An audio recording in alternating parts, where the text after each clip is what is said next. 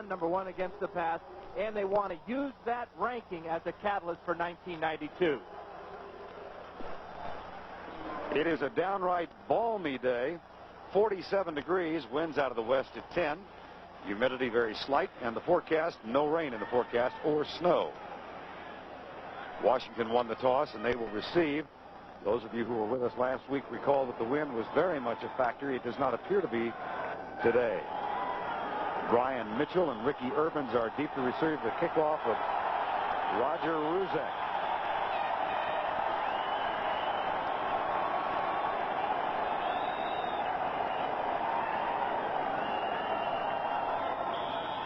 The 9-6 Eagles against the 14-1 Redskins. Washington trying to become only the third team to go 15-1 since the inauguration of the 16-game schedule. Brian Mitchell and Brett Hager makes the tackle as Mitchell is down at the 24-yard line. Starter in the Pro Bowl in 1992 in Honolulu, Mark Rippon. 17 touchdowns, only 2 interceptions in the last 6 games. And the Hogs who protect him, Lachey and McKenzie and Bostic and Schlereth and Jacoby. The tight end is Don Warren. Ernest Biner, Art Monk, Ricky Sanders, and Gary Clark. Number 1 offense in the NFC against the number 1 defense in the NFL. Rippon, right side, overthrown to Ricky Sanders, incomplete. And the number 1 defense in the National Football League with 5 men going to the Pro Bowl, including Reggie White, Jerome Brown, and Clyde Simmons. Mike Pitts joins them. Seth Joyner goes to his first Pro Bowl this season. Byron Evans and William Thomas. And there's a change in the defensive secondary. John Booty replaces Izell Jenkins. About 90 seconds before we came on the air, we were informed that Izell Jenkins has been suspended by the Eagles for conduct detrimental to the club. That is the only explanation we were given. He worked out with the team yesterday. So John Booty gets the start along with Pro Bowler Eric Allen, number 21, Hopkins and Waters, the safeties. And a delay of game call against Washington. It'll be 2nd and 15. And the Eagles have come out with their nickel defense on the first 2 plays. Dale Hamer is the official, the referee. And with that type of confusion, Rippon took too much time recognizing the defense and getting the proper play called. But one thing that is a characteristic of the Redskins offense is to come out in one formation, move a guy in motion, then shift, then reset. And sometimes it takes a lot of time, puts a lot of pressure on Rippon to get the play called within the allotted time. 2nd and 15. 4-man rush by Philadelphia. Clyde Simmons, and that is an incomplete pass. Very close to being the 7th sack of the season. And Simmons, who has never had a sack against Jim Lachey, was very close that time. We're going to keep an eye on this matchup all game long. This is Simmons, that's Lachey. Watch as Simmons comes around the outside against Lachey. And Rippon just barely gets rid of that ball. Dale Hamer, our referee, was right on top of the call and made the correct call. Although the Philly fans here, seeing it on the big board, don't agree, obviously. Clyde Simmons has 13 sacks. He's bound for his first Pro Bowl. Don Warren starts in motion on 3rd and 15. Now he's joined by Art Monk. Delay a game again. Rather inauspicious start for Rippon and the Redskins. Does that mean a bad start, Vern? Because that's what we have here. Gibbs was worried about this type of start for his ball club playing here in Philadelphia. Well, they tried to plug Dale Hamer's microphone in, pushed the wrong cord in the wrong outlet. Well, we can play charades. That's delay a game. Got it. Joe Gibbs. Bud Carson, the defensive coordinator, first year here. Former head coach of the Cleveland Browns and the mastermind of the Steel Curtain for Pittsburgh back in the 70s. 3rd and 20.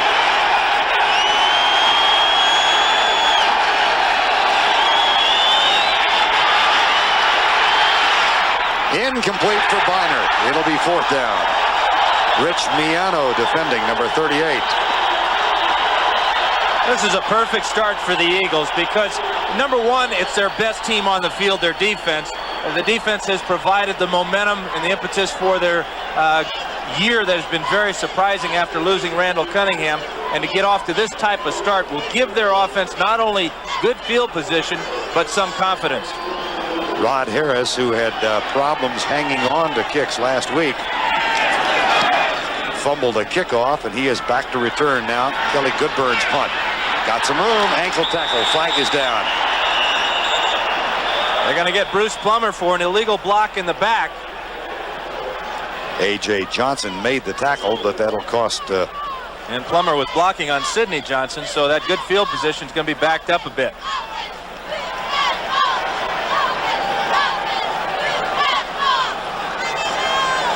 Jeff Kemp, his second start. Those in the Philadelphia area know his story. Much traveled 11-year veteran. Was with Seattle, had 5 starts before he was cut after throwing 12 interceptions. And he's joined by Heller, McKnight, Alexander Solt, Antone Davis, the rookie, and the tight end Keith Jackson. James Joseph, rookie running back from Auburn, who is coming on in the latter part of the season. Keith Byers had a huge game last week despite the loss to Dallas. Kemp did throw 2 interceptions. But Byers didn't make too many friends with the fans here. He ripped the fans for not giving the Eagles a home field advantage as far as noise is concerned. Well, half of them stayed home today. Not many here. Kemp will throw off the play action. Finds Keith Jackson, the tight end. And they have done on the first play what they wanted to do last week, and that is get Jackson involved early. And then there's a little confrontation, and Mike Golick is leading the way. They're going to get Andre Collins, I'll bet you, for throwing the first punch. They may get Golick as well for coming off the sideline and throwing a rather weak left jab at Collins. There's the one on Collins, and they're not going to get Golick. For a change, the retaliator got away with it. Watch on the bootleg here. Kemp comes out, wanted to go first to Fred Barnett, but Darrell Green had him covered. His outlet receiver is number 88, and the Eagles are going to get a break at the end of this play. Collins doesn't like the way Jackson tried to free his leg from his grasp.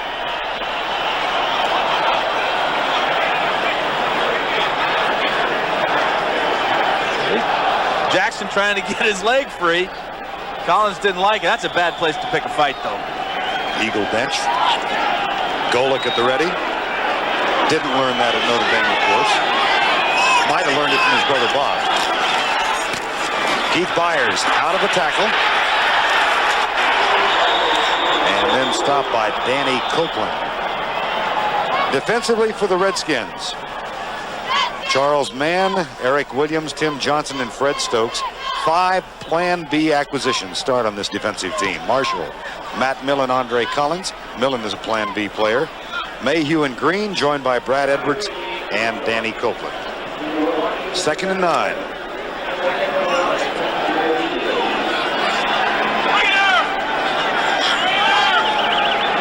No score. 13:30 to go, first quarter.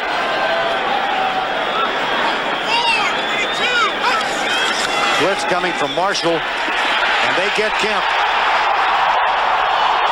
6 sacks for Wilbur Marshall, who was left out of the Pro Bowl, and expressed his disappointment at that. Well, Marshall is right here in the middle here, and watch him come on the blitz. They just outnumber the Eagles on this side. There's 4 men there going against 3. There's the wide open gap for Marshall to come through. Byers half-heartedly takes a shot at him. Not good enough to stop a very motivated Wilbur Marshall. Statistically really had, and there's a final. Dallas wins it. New Orleans now can cinch the West with a victory in Phoenix. Out of the shotgun, Kemp back. Left side, and Martin Mayhew with a tackle far short of the first down as Calvin Williams made the catch. The Jets come back and tie up Miami with very little time left. Winner of that game, of course, goes into the playoffs. Now Brian Mitchell is back to return Jeff Fiegel's punt on 4th down. Brian Mitchell with 3 muffs recently in a punt return position. Eagles will try and keep him from returning this. And what a terrific kick. And it goes in to the end zone. Kenny Jackson was standing right there. And he's arguing that he touched it, but he never controlled it. And that's the key. You have to stop the ball to have it count as being down. Watch this ball get by Jackson here. It'll hit him right there on the leg, but he can't stop it into the end zone for the touchback.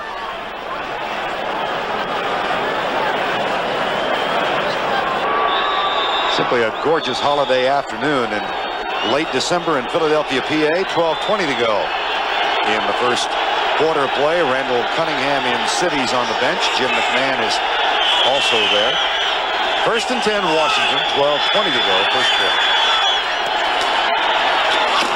Ernest Miner gets the handoff and gets a nice gain between Lachey and McKenzie on the left side out near the 29-yard line. Wes Hopkins makes the tackle. Overtime now. Detroit and Buffalo. Lions, of course, fighting for the division. That's my idea of a good time, playing overtime game in Buffalo in December. If the weather's anything there as it is here, we're really getting a break. Beautiful day here. Rippon for the year, #1 passer by rating in the NFL. This will be Biner again, and he's going to be close for the first down at the 30-yard line. Jerome Brown, number 99, makes the tackle, his 134th of the season. Ernest Biner, another terrific season despite a knee injury. Back-to-back 1,000 yards for him, and really coming to the Redskins as he did from the Browns in that trade for Mike Oliphant. That has to go down as one of the all-time great trades, especially for Ernest, because when you're the featured back running behind the Hogs, how much better can it possibly be? He got the first down, 1st and 10, 11 minutes to go, first quarter. Andre Waters sneaks up on the line. Mark Rippon changes the play. And the pass is deep. Clark, Gary Clark. Loose ball recovered by Clark. Flag is also down. So a lot happening on the play.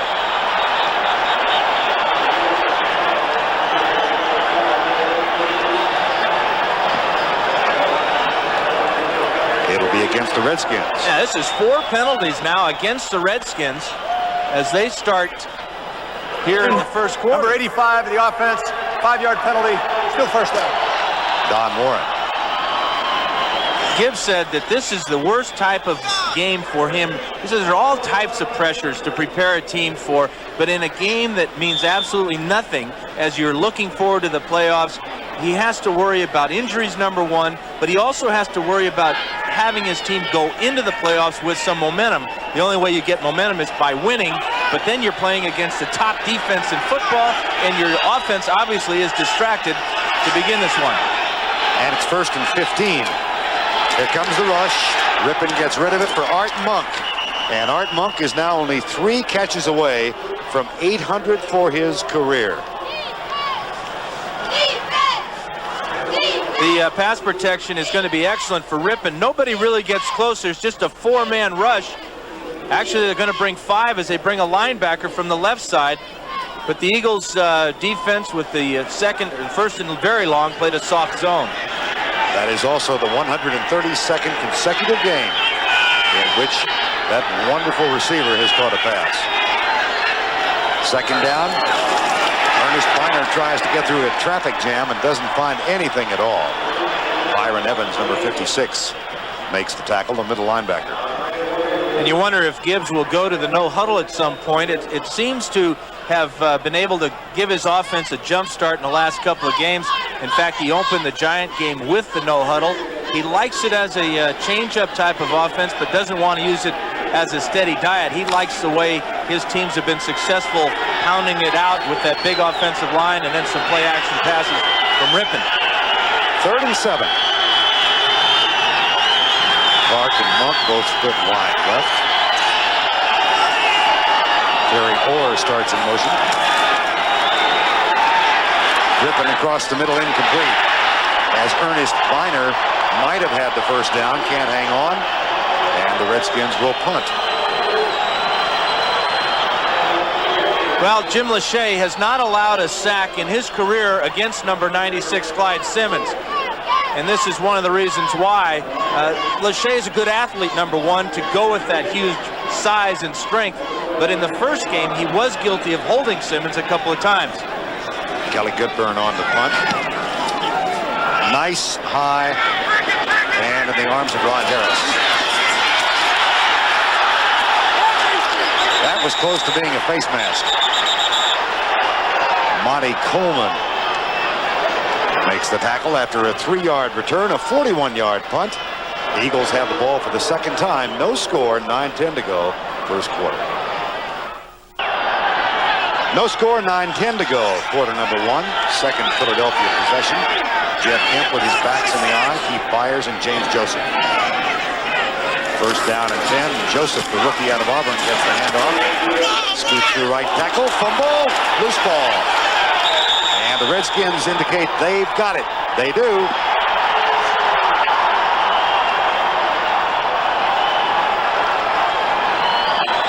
The Redskins are plus 16 in turnovers for the season.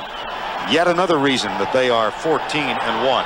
And this is back-to-back weeks now that Danny Copeland has come up with a fumble recovery. This ball was ripped out as James Joseph was heading down. Take a look at it as he hits off the right side of the Eagle front line. There's Collins. He's going to be able to bring it up with that left hand. Pops it straight up in the air. And Copeland, after juggling it once, makes the recovery. First and 10 at the 34. No score. 9:02 to go. First quarter of play. James Jenkins backs off the line and leads Ernest Biner through the left side on the counter tray. And he gets down to the 30-yard line. That's one thing that Richie Kotite has to address in the offseason. He's got to get a running attack here somewhere.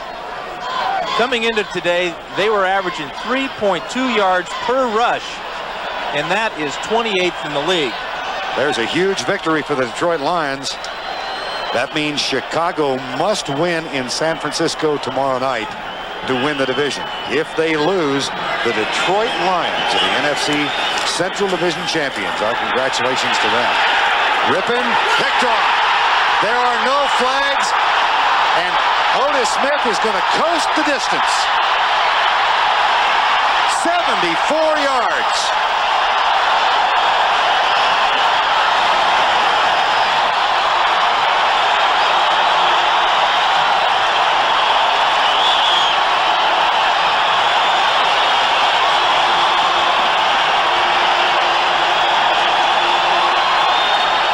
One thing you cannot do as a quarterback is throw it late to the outside. Watch Rippon just hesitate here momentarily. Comes out to where he thinks he's got an outlet receiver, but that's just a cardinal mistake for a quarterback, and Otis Smith has an easy walk-in for the Eagles' first touchdown of the day. Free agent from Missouri, his second interception of the season. His first for a touchdown, Roger Ruzek with the extra point. The 26-year-old first-year player from Missouri has given Philadelphia a 7-0 lead. 8:13 remaining in the first half. The Eagles, with the first touchdown they have scored against the Redskins this year in Game 1 on a Monday night, they were blanked 23-0. Humiliated, really. And didn't you know that it would take their defense to score that touchdown? Right. Roger Ruzek will kick off. Only the third interception that Mark Rippon has thrown in the last 6 games and a half a quarter. Ryan Mitchell, Ricky Urbans. Wait for Ruzek's kick.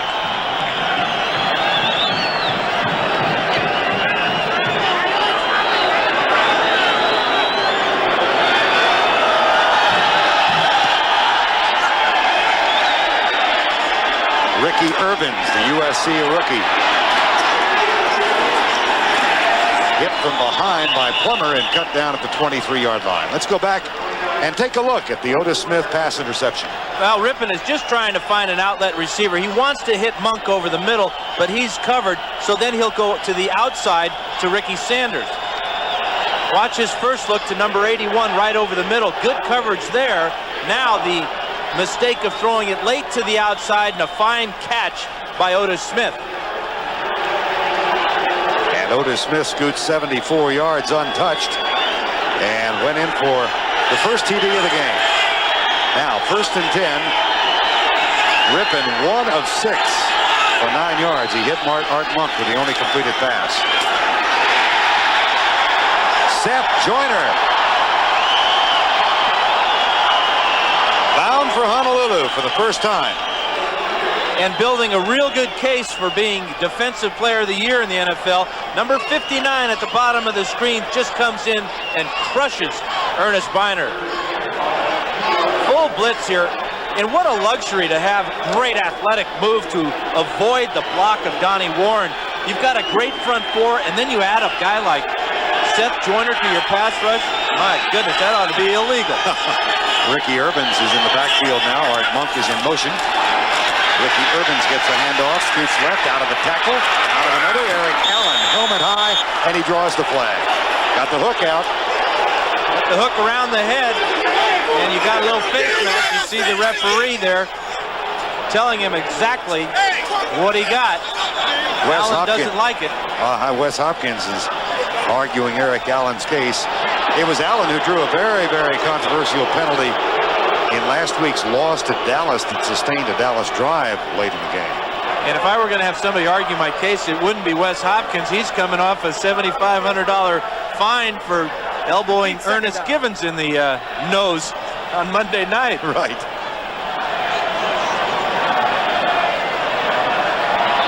Richie Kotite in his first year. But they're saying that's an inadvertent 5-yard face mask penalty, not enough for the first down. So it'll be second and very short.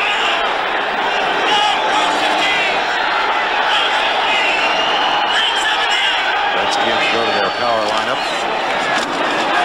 Irvins, Reggie White.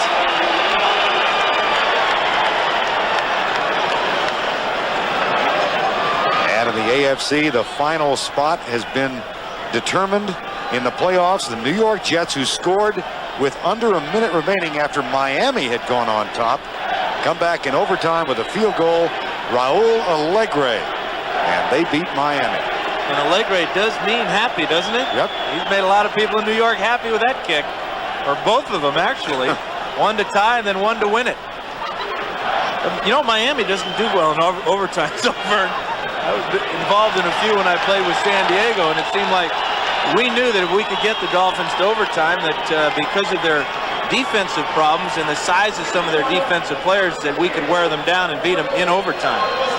And of course, for the Jets, they conclude a rather dismal string at the end of the year, and it was Miami who lost a chance to cinch the overtime berth a week ago when losing to San Diego, and it cost them today. 3rd and short, 7-0 Eagles lead. Play action. Rippon looks deep. Terry Orr. And no, he doesn't hang it. Andre Waters knocked it away. There is also a flag down at the 41. There is no foul on the play. There is no foul. 68 had reported. 4th down. 68 is Russ Grimm. Terry Orr, who has been the starting H-back since being reacquired in mid-season, has had a terrific year. There's Russ Grimm, who is in as an extra blocker. Russ was lined up as tight end, and he did report, but obviously one of the officials didn't get that word. But that was a rather gutsy call by Joe Gibbs on 3rd and short, trying to go for the bomb off the play-action fake. Kelly Goodburn on the punt for the 3rd time.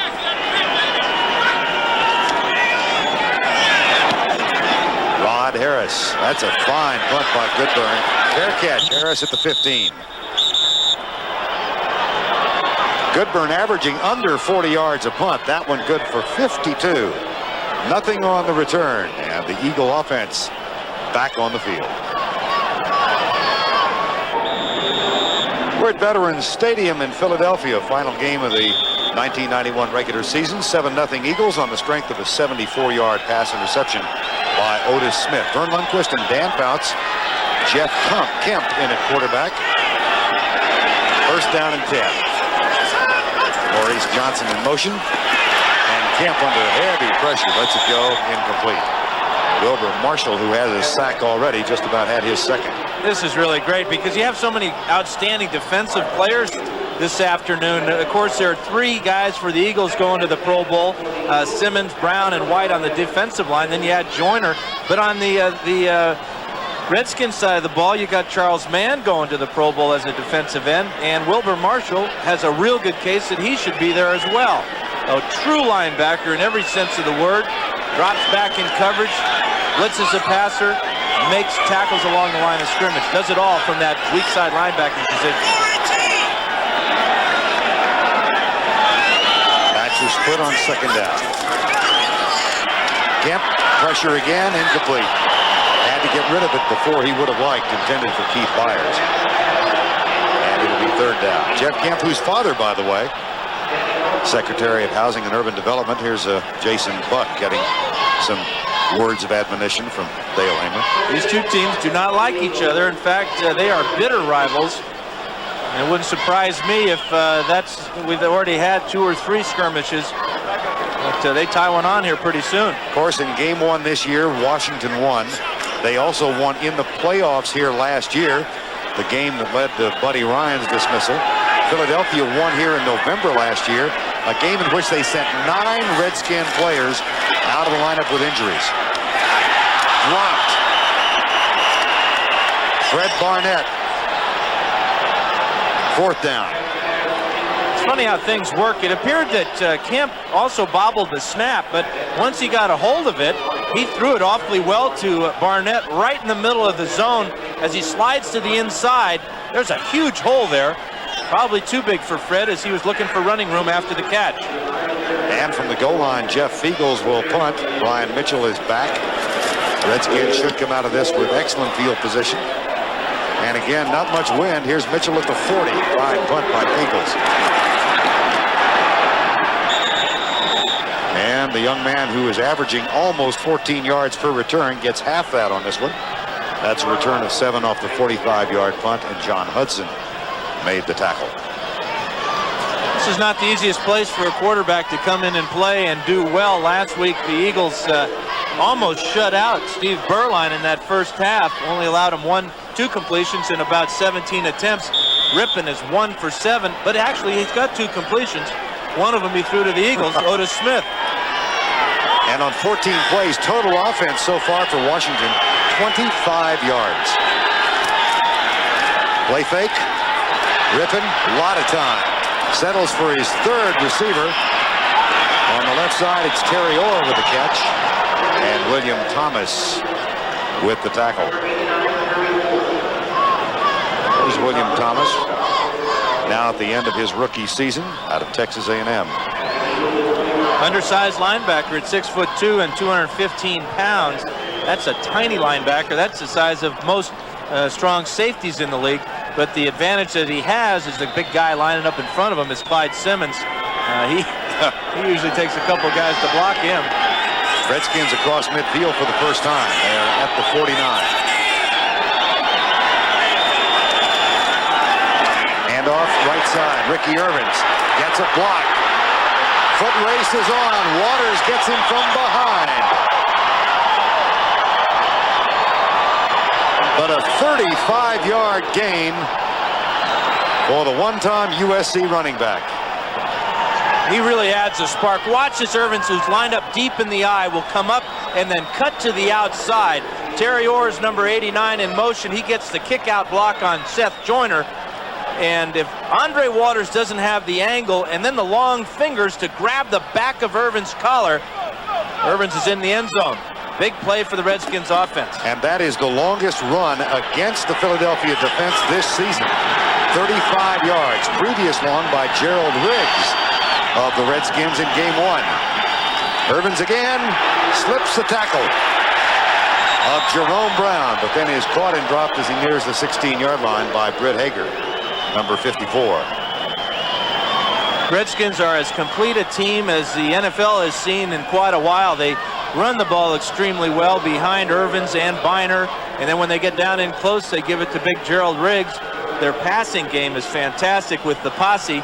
and their defense is ranked #1 as far as number of points allowed. So when you prepare for a team such as the Redskins, you have your hands full. And the Eagles are now defending a 2nd down and 10. 7-0. Philadelphia leads it. Rippon again with a lot of time. Across the middle deep. Flag is down. So is Ricky Irvins at the 3. The flag thrown back at the 13-yard line. If the play stands, it'll be 1st and goal. It won't. Yes, it will. Referee Dale Hamer gave it the wrong signal. It is against the Eagles. Obviously, it'll be refused, and the ball will be on the 3-yard line. Correction on the preliminary signal. Holding 51 of the defense. Penalty is declined. That is William Thomas. And it will be 1st and goal, Washington, with 3:46 to go in the first quarter of play. So you prepare for the posse, and you got Monk and Sanders and Clark, and then they sneak Irvins out of the backfield. Right. And of course, Ernest Biner telling us last night that having Ricky Irvins is probably going to elongate his career. And Gerald Riggs is in there now. Play fake, Rippon, man wide open, touchdown, dropped! They threw it to Mark Addix. Obviously, he's not used to catching passes. Yeah, they threw it to him, but they may never throw it to him again. Here he is on the line of scrimmage. After the fake, he's wide open in the end zone. But this is why he is primarily a guard and not a tight end. This one hits him in the belly and goes all the way down between the legs to the ground. And when he is 64 years old and rocking by the fire back home in Texas, he's going to say, well, I coulda, I shoulda, but I didn't. 2nd and goal. Riggs. This Philadelphia team has given up only 3 touchdowns on the ground this season. And they'll never get a receiver more wide open than Addix was on that play. And you laugh about it because it's so comical, but you also know that once this game is over, gone, and forgotten, that Jim Hanifin's offensive line, they're going to give it to Addix something fierce. That's a lineman's dream to catch a ball for a touchdown in the NFL. Joe Bostic, the center, 3rd and goal from the 4. Ricky Sanders comes back in motion this way. Rippon on the rollout. Fires it. Tipped. Incomplete. Wes Hopkins on the pass intended for Terry Orr. Rippon on the rollout's going to try and get some extra time, get away from that pass rush.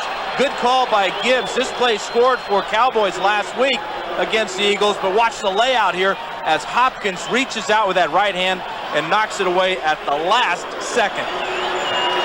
Trying to hit Terry Orr in the end zone. Great play by Wes Hopkins. Lohmiller, who is bound for the Pro Bowl, gets his 27th field goal of the season.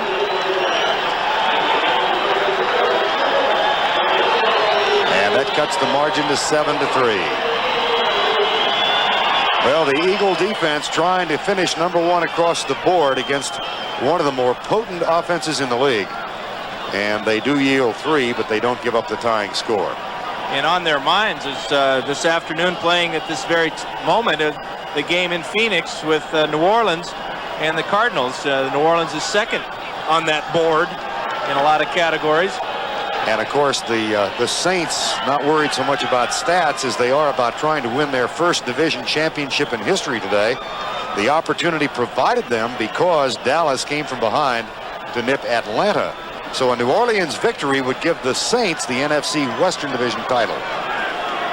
And the Washington Redskins trying to figure out today who they will be at home against in 2 weeks. In that Western Division title, the Saints should have had it a month and a half ago. Right. So they have nobody to blame but themselves, but they do have a reprieve this afternoon. Here's Lohmiller's kick. Lloyd Green, who once returned one 106 yards when he wore number 81, actually wore number 25 then, for the St. Louis Cardinals. with a kickoff return that time. 13-year veteran for Roy Green.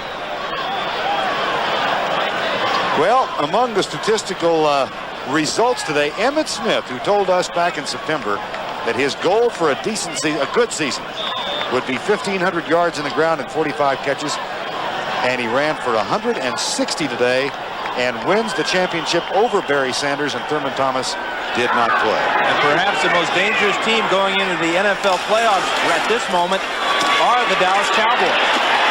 Here's Keith Byers, and he's caught and dropped back at the 23-yard line. It's funny, you talk to different players before the year, or when you see them early in the year, you ask them about their goals, and of course you asked that of Emmitt Smith, and he said, well, I want to catch 45 passes, and I want to lead the league in rushing. Well, he did pretty good. He caught well over 45 passes, and on the strength of what he did this afternoon, he is the NFL leader in rushing. Heck of a year. Jim Hannafin, the offensive line coach of the Redskins, talking to two of the Hogs. They have their own statistical goal for today, not to give up a sack. 2nd and 11. 7-3. And here's Kemp with a short setup. Gets rid of it to Jackson, and Jackson and Danny Copeland get into a wrestling match. Jeff Kemp started to say a while ago, his father, Jack Kemp, the former quarterback of the Buffalo Bills and current Secretary of Housing and Urban Development, is here today watching his son play. Jeff told us he didn't have to worry about getting tickets for him. Dad's got a little bit better connections than the career backup quarterback here. It's not a matter of whether Jack Kemp is sitting in a box. It's a matter of which box. And how nice and warm and toasty it is in there. Not seats in the end zone. 3rd and 11. 7-3 with 1:46 to go in the first quarter. The shotgun. Low snap. Kemp chased by Wilbur Marshall. That's around the corner. That is short of the first down at the 33, but a nice run by Jeff Kemp, a dimension he does give them that Jim McMahon did not. But the one thing that he does not have is any height. He's only about 5'10", and you'll see the Redskins will rush right up the middle. They're bringing extra linebackers here, and there's just no way Jeff can see down the field. Now he can, but the problem is number 97, Jumpy Gethers.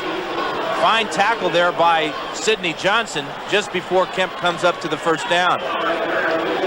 And that sends Brian Mitchell back to return the punt. And Philadelphia has called timeout. Jeff Eagles saw the clock wind down. The play clock was down to 2 seconds. So not only that, they only had 10 men on the field. Hello. You know the punter is counting. He's standing back there. He's right. I hope there's 10 guys in front of me. Saturday night in primetime, CBS Sports presents the first of its college bowls this season, the Blockbuster Bowl, live from Joe Robbie Stadium in Miami.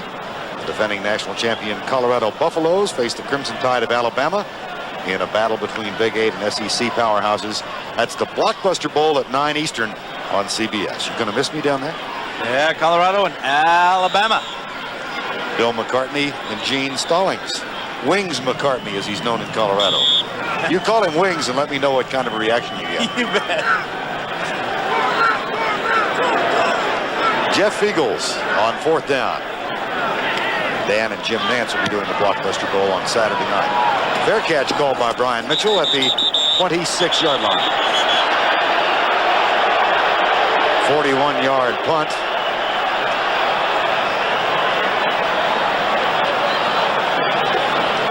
And 57 seconds remaining. Well, you can see a lot of areas of color, some yellow and some red and some orange. There are a ton of empty seats today. This place is anything but filled. But he made it. Don't pick your nose on television. Oh, oh, oh, oh. It's the first rule of being Santa Claus. 1st and 10. Ernest Miner back in the lineup, and he works hard for a couple of yards out near the 28-yard line. Biner's 5th carry of the ball game. As Dan said, over 1,000. He's going to Honolulu, taking his wife and his 3 little girls with him. And they're going to disappear after the Pro Bowl game and spend an extra week on the island of Maui. That's really the way to do it, because while you're there preparing for the game, you only have 6 days, and you spend most of the time just getting over the bumps and bruises. What Ernest hopes is that he's got a game that Sunday before the Pro Bowl. Right. That would be in Minnesota. That's a nice trip, Minnesota to Honolulu. Irvings. Nifty moves. Rich Miano with the tackle. And it'll be third down again. Well, the highlights of the first quarter, a 74-yard interception return for a touchdown by Otis Smith of the Eagles. Chip Lohmiller with a field goal of 21. And that's the end of the first quarter with our score, the Philadelphia Eagles 7 and the Washington Redskins 3. Charles Mann telling us candidly last night, this game is for statistics. And that didn't mean he didn't want to win, but he's got a couple of goals. I'm sure that there are clauses in the contract that need attention. And a couple of guys on the other side of the line, Reggie White and Clyde Simmons, only have 1.5 sacks more than Charles. That's on his mind. Rippin back to throw across the middle, caught for the first down at the 42-yard line. Nice pass by Mark Rippin. Catch is made by Ricky Sanders, and it's 1st and 10, Washington.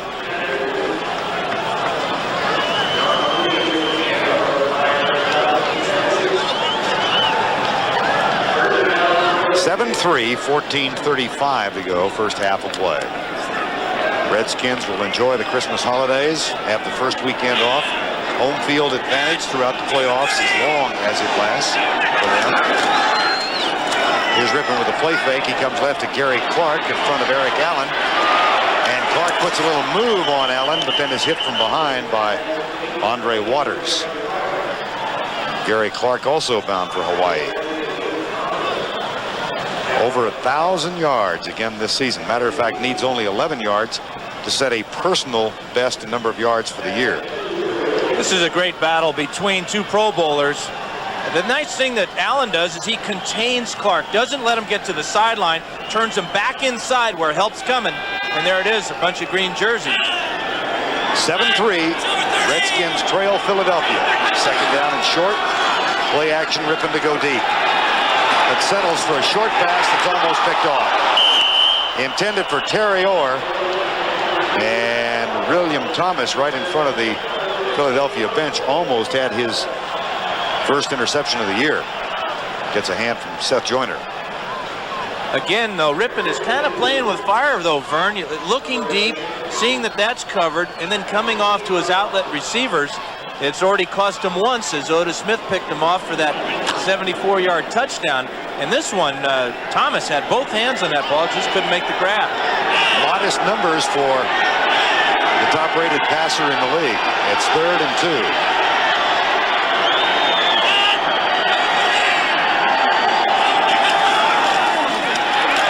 Blitz incomplete.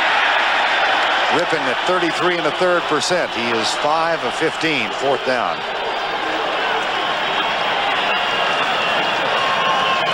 Good job that time by Bud Carson changing up the defense and going with the bear front, that 46, where you put big old Reggie White right over the center, and they use a couple of twists in there to put the pressure on Rippin. And that's something they haven't used nearly as much as Jeff Fisher did last year, right? That 46 defense? Well, you know, when you get a new defensive coordinator, he wants to put his own stamp on things, and I think Bud Carson's statistics this year speak highly for his abilities, and really need no defense by an old quarterback. Nice high punt. Good burn. Fair catch taken by Rod Harris at the 17. And there's a late flag as the shoving continues. We've had some minor scuffles today, nothing that amounts to much. Waters is going to argue his case, I would think, without much success. Personal foul, number 59. After the reception, half the distance from the goal, 1st down, timeout. That's on Seth Joyner. So they will mark off the penalty against Richie Kotide's team. Time has been called, as you heard. 7-3 Eagles. This playoff summary is sponsored by Bud Dry. All of the playoff teams have now been determined in both the NFC and the AFC. The Jets grabbed the last one with their overtime victory over Miami earlier today. And before today and tomorrow night are completed, we'll try and unravel who plays where. And at the same time, wins. That Detroit win in Buffalo is quite an accomplishment. Puts a heck of a lot of pressure on the Chicago Bears playing out of San Francisco tomorrow night. Keith Byers comes right and gets a bit of a block. Maurice Johnson on Wilbur Marshall. And Byers is out across the 10 near the 12-yard line. You know, I had a really interesting conversation yesterday during practice with Keith Byers and Keith Jackson and Reggie White about the disappointment of this season, and yet how much the Eagles have accomplished with 5 different starting quarterbacks this year. It really has been remarkable, but it's been a defense that has matured, and we've already seen that they're responsible for the only 7 points this poor team has today. Adjusting the 5 different quarterbacks is almost impossible. Second down and 6. Kemp chased, shakes a tackle. Nobody open downfield, and he is waylaid as he gets near the 13. It'll be 3rd and long. Matt Millen with some words of encouragement for Jeff Kemp. This is a planned rollout by Kemp. Watch as he goes back 5, hesitates, and then gets out of the grasp of Tim Johnson barely. Now there's just nobody open, and this is really a scary proposition here. A lot of white shirts coming at you. He couldn't even get into his slide that time before he got tagged. Kansas City with a lead over the Raiders, and Denver can secure a playoff bye with a victory in San Diego today. 3rd down. Low snap from David Alexander. Kemp lets it go, almost picked off. Darrell Green was close. And Green got 2 in the first game against these 2, and we've got another little skirmish out there. Almost every play now, we have these 2 teams getting in each other's faces, pointing and shoving. That was Dennis McKnight who got up limping a little bit, and Rich Kotite hollering words of encouragement out to his offense. So Brian Mitchell is back to return yet another Jeff Eagles punt.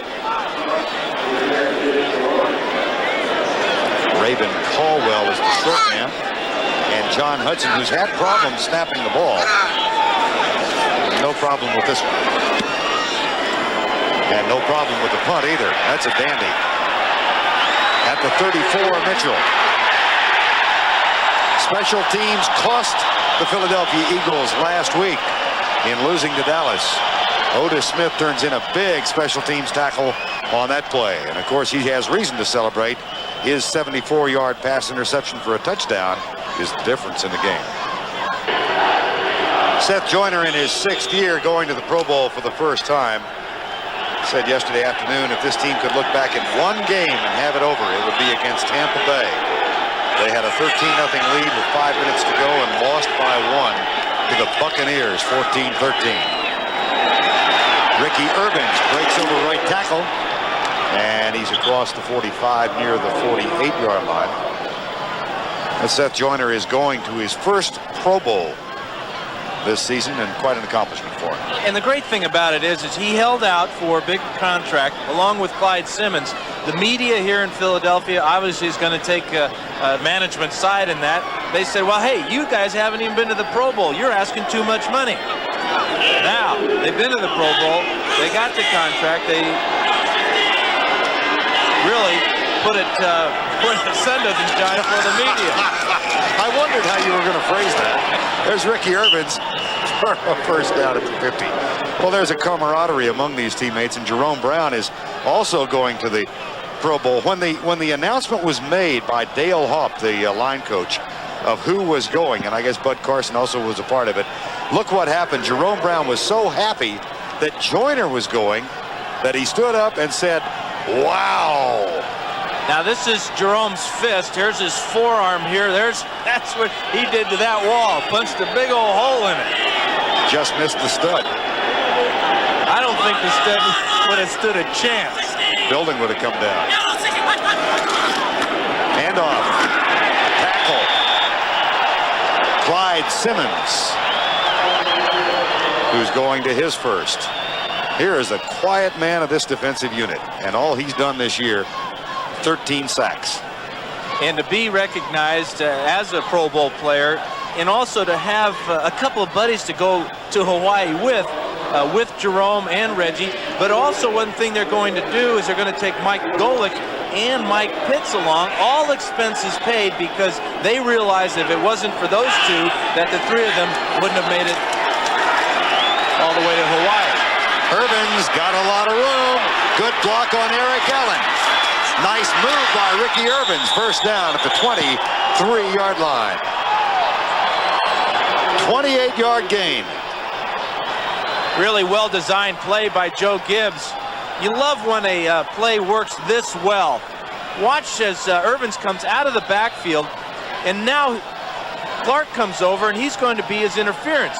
He gets the block on Allen, but now it's John Booty in the open field, and any good running back has got to make this guy miss. Irvins does. He gets down the field, out of bounds. Big play for Joe Gibbs. 28 yards and a first down at the 23. 7-3 the score.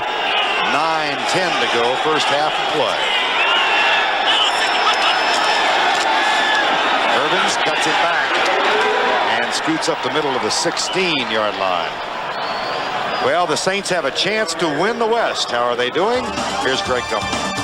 All right, Vern, in Phoenix, the Saints, 4th and 1 from 2 yards out. Dalton Hilliard will find pay dirt. 10-3 Saints in the second quarter. They do need that win for the NFC West, Vern, and to host Atlanta in the playoffs next week. Thank you, Greg. Total yardage for Ricky Irvins now 102. That's running and receiving. And it's second down, 7-3 with 8:25 to go. Eagles leading. Irvins. And Wes Hopkins makes the pop. How did it sound like?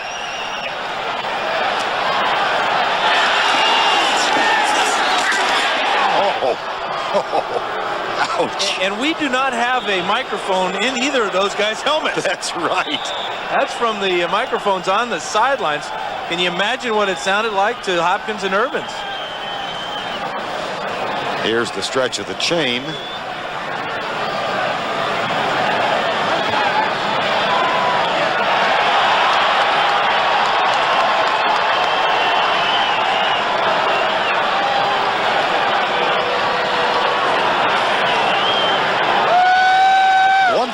We were talking about statistics. The Eagles have not given up 100 yards to a single runner in 61 games. The last time it happened was 1988. Gerald Riggs, 221. Ricky Irvins now has 63 in the first half. Rippon in the corner. Gary Clark wide open and dropped it. That doesn't happen. The only explanation you can possibly have for Gary Clark is that he was worried about getting his feet down in the end zone before he stepped out. Rippon puts this ball up in the air nice because he sees that there's nobody on him. The coverage goes up on the short receiver. Now watch. Clark, worried about where he is on the football field, took his eyes off the ball.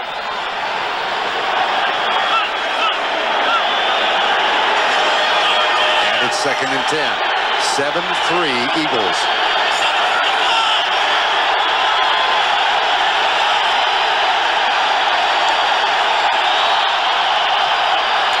Left corner, Eric Allen will let it sail out of the end zone. And Mark Rippon is 6 of 18 for 71 yards. The one thing going working against Rippon as far as getting up to the line of scrimmage and moving fellas around and getting him in the right position is that our 25-second and 45-second clocks are not operating, and that is a real handicap for Rip because that is so important to now they got him working. So he now has the ability to tell when to put people in motion. 3rd and 10. Caught. Tackle broken. Close for the first down at the 5. Ricky Sanders. It's short of the first down. Sanders is really the forgotten man in the posse. But what he has is a lot of speed and determination. Watch as he breaks his tackle by Otis Smith and gets real close to the first down.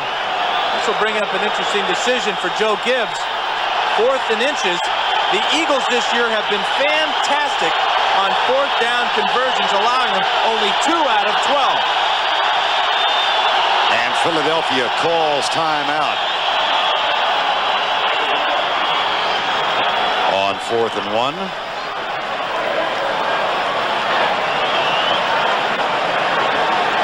In a 7-3 game with 7:37 to go in the first half of play.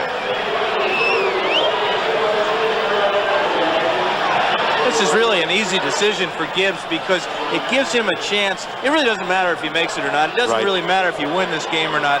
But there will come a time perhaps in the playoffs where he'll be faced with a situation where he really needs to have a successful play to either continue a drive or to make a touchdown.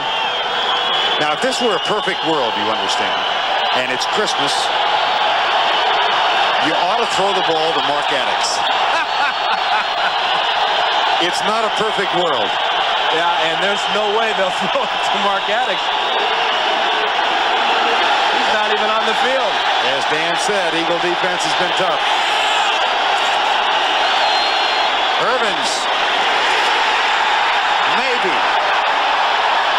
Byron Evans doesn't think so.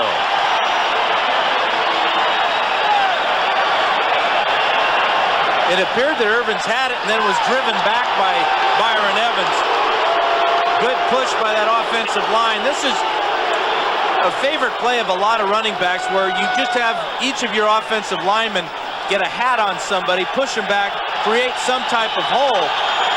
That's a super play by Evans. Just a little bit too late, though. Irvins again. And as we told you earlier, this Philadelphia defense has given up only 3 touchdowns on the ground this season. And Reggie White doesn't want to make it 4. So it'll be 2nd down. Same type of play, Vern. Man-to-man blocking. And what it does is you get a man-to-man blocking and you allow your running back to cut back and find the open area. Reggie White, tough against the run, got inside, made the play. 2nd and goal. Irvins.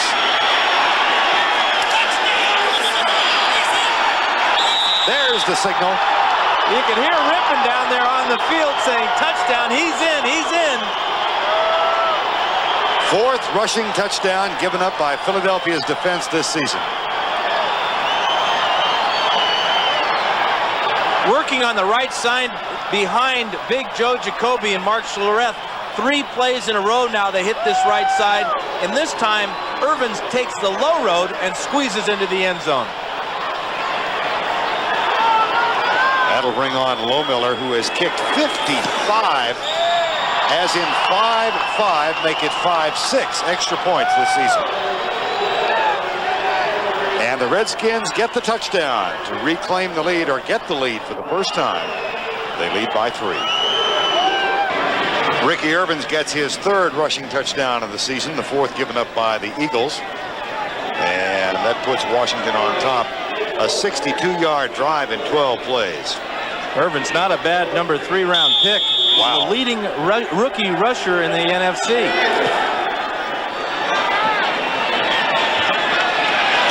And that'll be a touchback and come out to the 20-yard line, Roy Green. Saturday night, prime time. CBS presents the first of its college bowls this season. Live from Joe Robbie Stadium in Miami. The defending national champion Colorado Buffaloes face the Crimson Tide of Alabama in a battle between Big 8 and SEC powerhouses. The Blockbuster Bowl, 9 Eastern on CBS. Right now we've got 6:33 remaining in the first half of play. Darkness is gathered here in Philadelphia on the 22nd of December.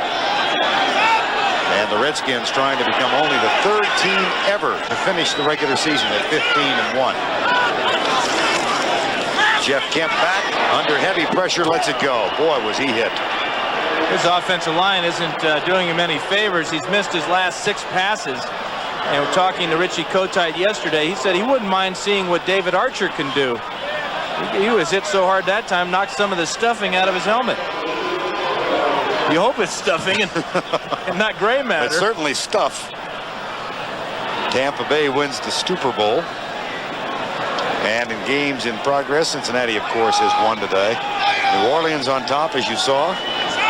Kansas City playing for the home spot in the wild card playoff, and Denver leading San Diego. 2nd and 10.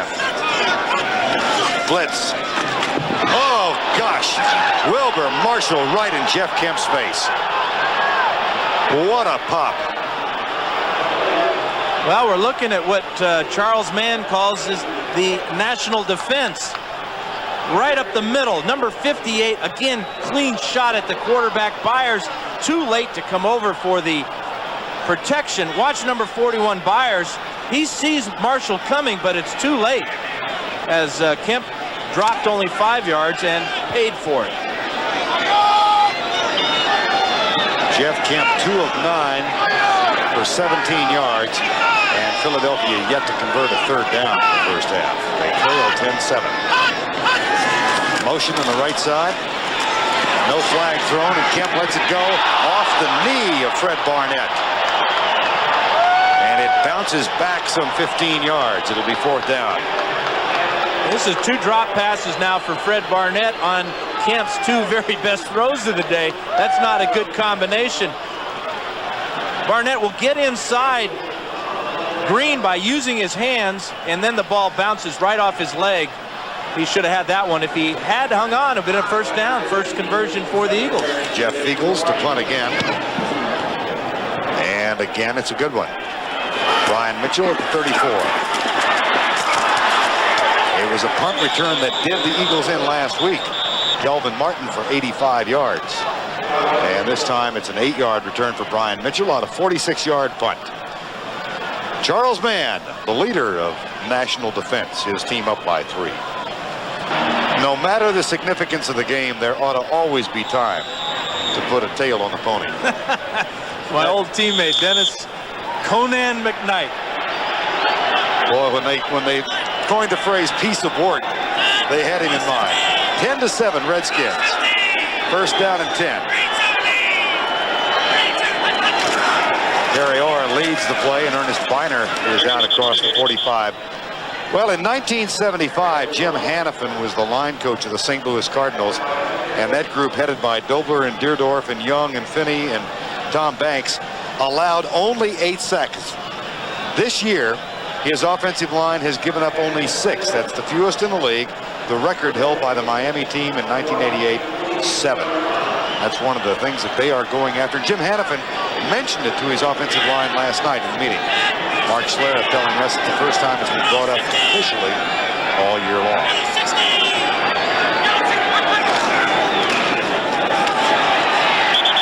And that play goes nowhere.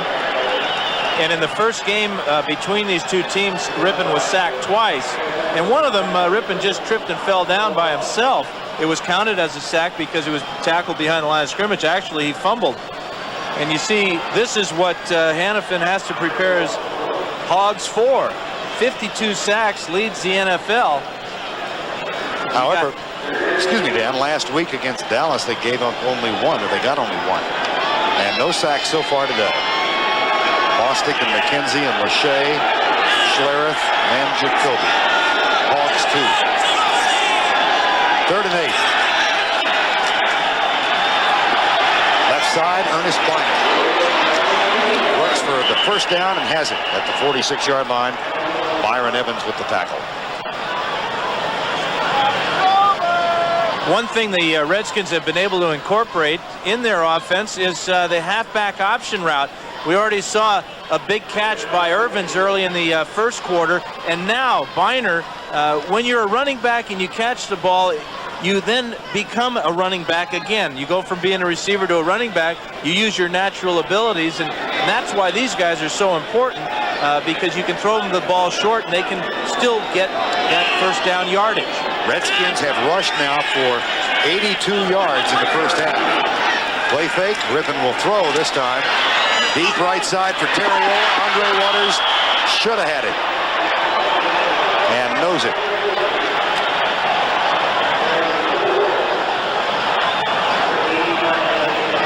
This is about 3 times now that Rippon has almost thrown an interception. He threw one to the Otis Smith earlier in the game. Again, it's a little bit late to the outside. There's a nice move by Waters, and he flat drops an early Christmas present. And that sets up a 2nd down and 10 with 3:53 to go first half. Rippon 3 touchdowns last week against the Giants, 28 for the year. But a modest afternoon thus far.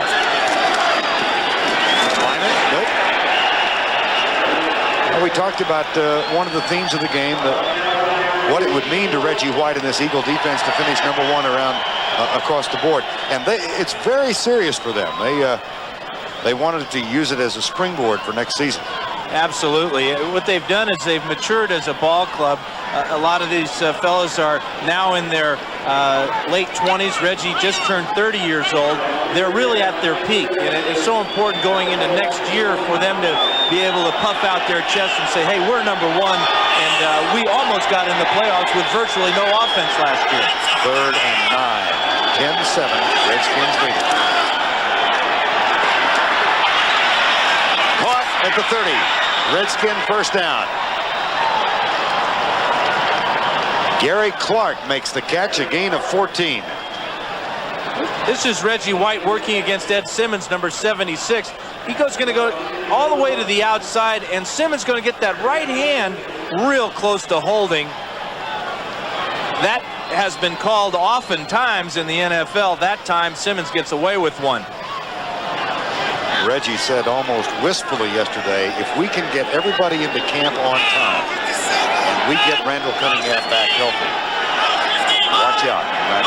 Reggie's starting to sound like a general manager. Yes. Minor to the 30.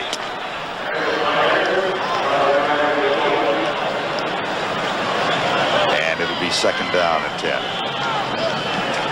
The one thing Hannafin has to be aware of and on the alert for, if the Redskin offensive line goes throughout this game without allowing a sack, he can expect a big bucket of Gatorade, because Mark Schlereth told us that that's what they've got loaded and in mind for Jim Hannafin.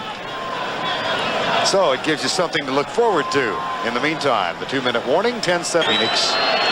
And Gary Clark, a career high for receiving yards, 1277. He's got 22 today. 2nd down and 10, 10-7.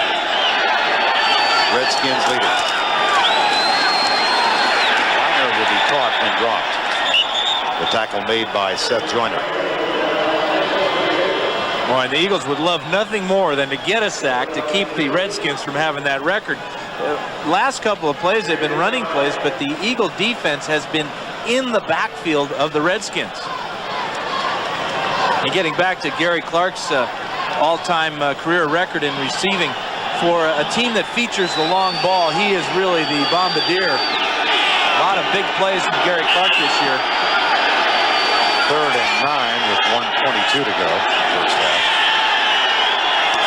Blitz. Rippon protected. Right side, good defense.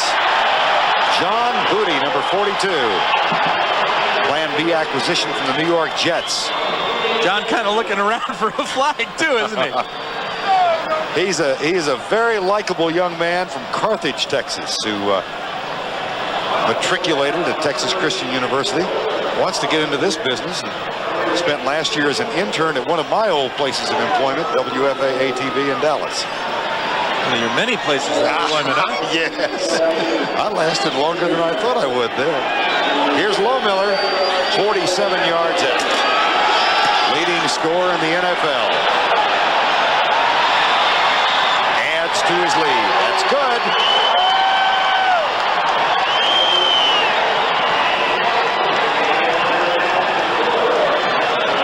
And Joe Gibbs excited as usual.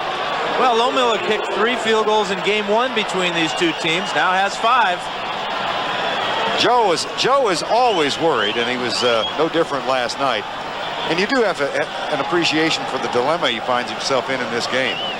Well, he does not want to get anybody hurt. Is there any, in any sense, Dan, a relationship between this kind of game and the last preseason game? That's a real good analogy, Vern, because you want to go into the regular season, obviously, with all your men healthy and with a little momentum. But you don't really care if you win that game or not, that last preseason game. Joe, now with a 6-point lead, has to be semi-happy with the way his offense is played. He has to be tickled to death the way his defense is played. Lohmiller's 2 field goals the difference. And the Eagle offense hasn't gone anywhere so far. Roy Green and Heath Sherman are the deep man. Lohmiller will kick off. And again, it'll be Roy Green at the 2. They're back there because Rod Harris fumbled a kickoff last week that resulted in a safety. And Danny Copeland makes the tackle. The big thing that Gibbs wants is this man to stay healthy going into the playoffs. Talked to Jeff Rutledge, the backup quarterback, before the game. There you see him right there on the left. And he said, I asked him how much you're going to play. He says, I don't know. Coach hasn't said anything, but be ready. Well, Mark Rippon for the day, 9 of 23 for 103. And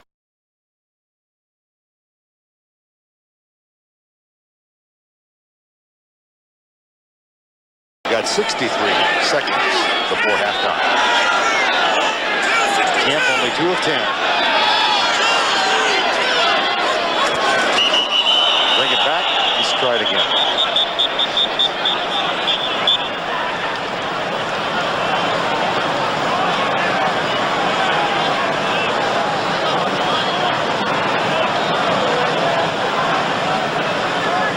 Encroachment, defense, prior to the snap, 5-yard penalty, still first down. They got Bobby Wilson, number 94 there. First round pick.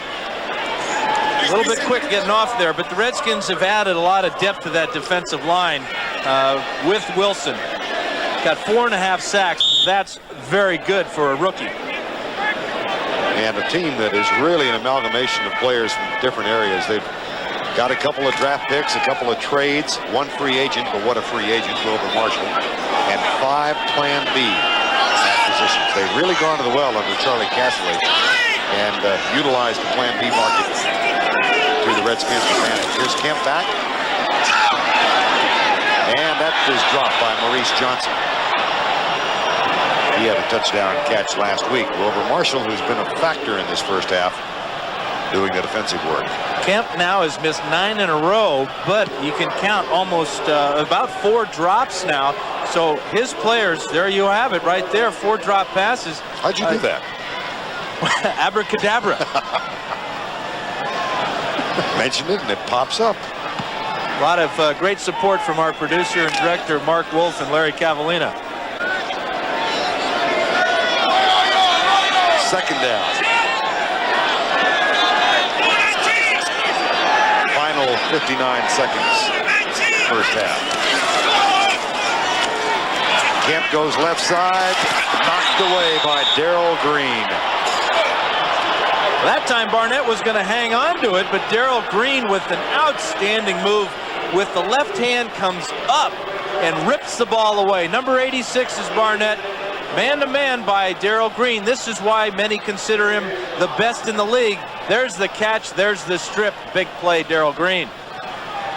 That's the 3rd drop for Fred Barnett, if you want to call that one a drop. That one really knocked away by Green. And it's 3rd down. 17 yards passing thus far. Actually 10 total.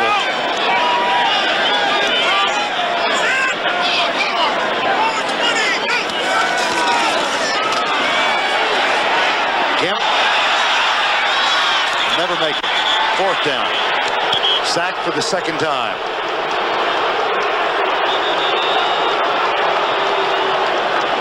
I was here when they booed Santa Claus.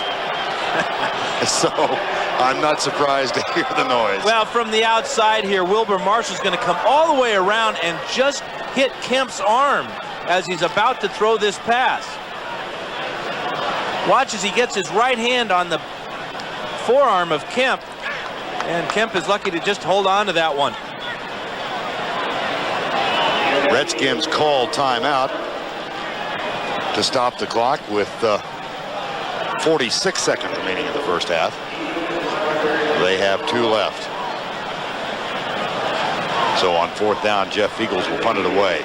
Philadelphia opened the scoring a 74-yard pass interception return for a touchdown. Lohmiller added a first quarter field goal to make it 7-3. Ricky Irvin scored from 2 yards out to make it 10-7. And then Lohmiller with 47 yards of field goal made it 13-7. That's where we stand. That's the poorest punt of the afternoon for Feagles.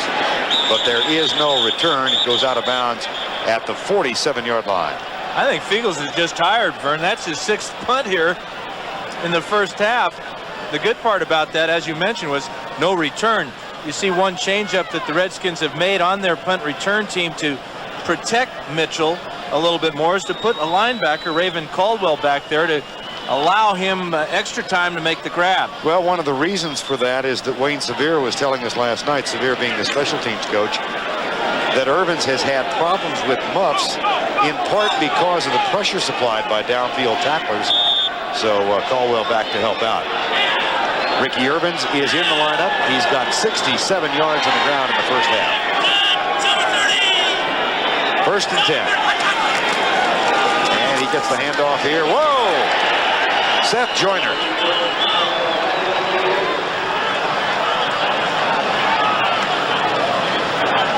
The thing that Kotite loves about Joyner is he never leaves the field. He's in there on all situations. Comes the pressure. Rippon gets rid of it. Receiver slips. Irvins at the 45. Went down as he made his cut. And 18 seconds to go before halftime. No sacks so far. Redskins did give up a sack last week against the Giants. They gave up one against Phoenix. They had gone 10 weeks in a row without any. And Rippon, he's going to get hit right in the chops here by Jerome Brown. And then the cartwheel. What do you give him on that one, Vern? 4.3. You're generous. 3rd and 12.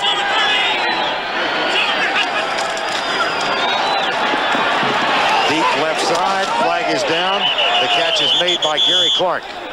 If the play stands, it's a first down.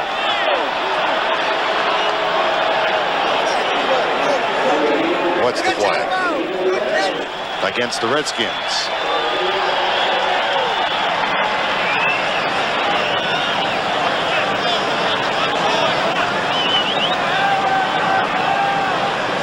And the clock is down to 11 seconds. Illegal formation, offense. Number 66 was not on the line of scrimmage. 5 yards, repeat 3rd down. That's Joe Jacoby at 310. It's hard to imagine how he couldn't be on the line of scrimmage. Hey, he could be in both places at one time. He's so big. And you really can't blame him for backing up a little bit. That's what he did before the ball was snapped. Just wasn't up far enough. But the guy he's got to line up against is Reggie White. You want every little advantage you can possibly get. 3rd and 17. Golick has joined Brown. And White. Another flag is down. Screen pass. Irvin. Oh, gosh. Andre Waters.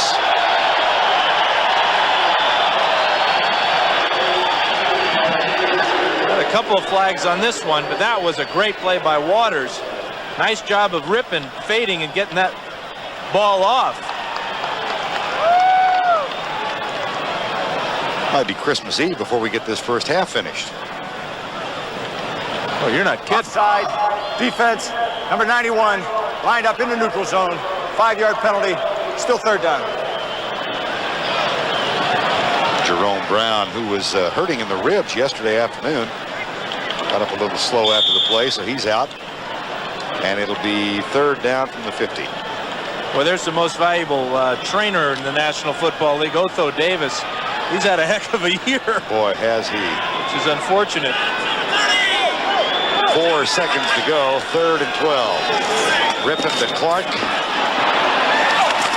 And Gary Clark still loose and then finally stepped out of bounds.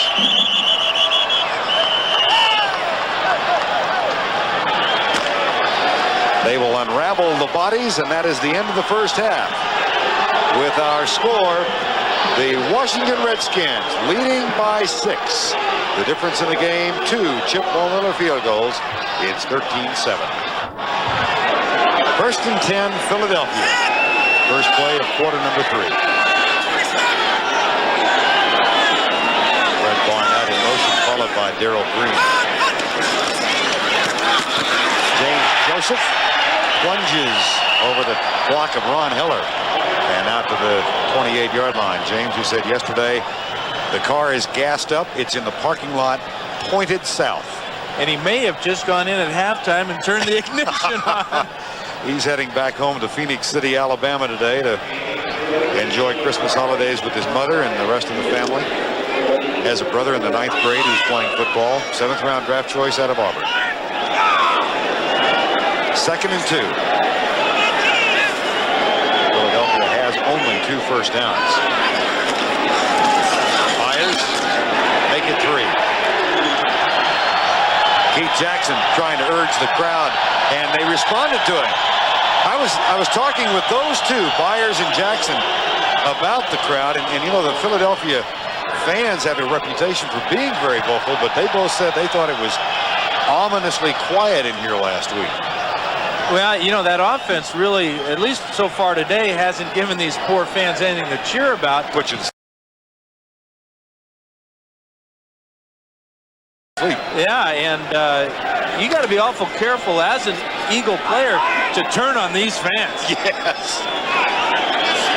It's a first down and 10. Philadelphia at the 32-yard line. They trail by 6, 13-7.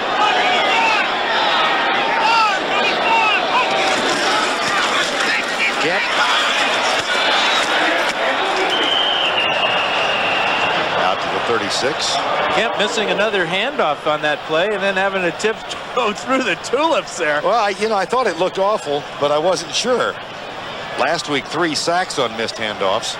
Not sure. I think this one's supposed to go to Byers, who's the fullback in this. Yeah, he's expecting it right there. He doesn't get it. Joseph doesn't want anything to do with it. And Kemp has to pay for another missed handoff. Last week against Dallas, missed a handoff to Byers and was sacked for about a 15-yard loss, a crucial mistake. That sack was later overturned by the official statistician, by the way. Second down. Here's Kemp back. Here comes Wilbur Marshall again, and a one-hopper to Keith Jackson. And Fred Stokes is also a part of the defensive effort. And Kemp is really playing for his future in the National Football League. Being cut from Seattle the first time that had happened to him in his career, now he faces a dilemma of sorts coming up in the offseason. Does he stay here with Philadelphia? If they put him on Plan B, does he test his value throughout the league? He's got a couple of big decisions to make. He told us yesterday he would prefer to stay here in Philadelphia as a backup quarterback. And of course, there's the matter of Randall Cunningham coming back, Jim McMahon, who's out with rib injuries right now, and the rookie Brad Gable, also on the roster. Down the middle, tipped away. Calvin Williams and Martin Mayhew with a defensive effort this time. It'll be 4th down. I think Mayhew got away with one there that time because he was all over Calvin Williams before that ball was anywhere close. Long afternoon for Jeff Kemp, who's 2 of 14. Left side of the screen, there's the contact before the ball gets to Williams, and he's yelling about it, and Mayhew celebrate. Eagles and Mitchell.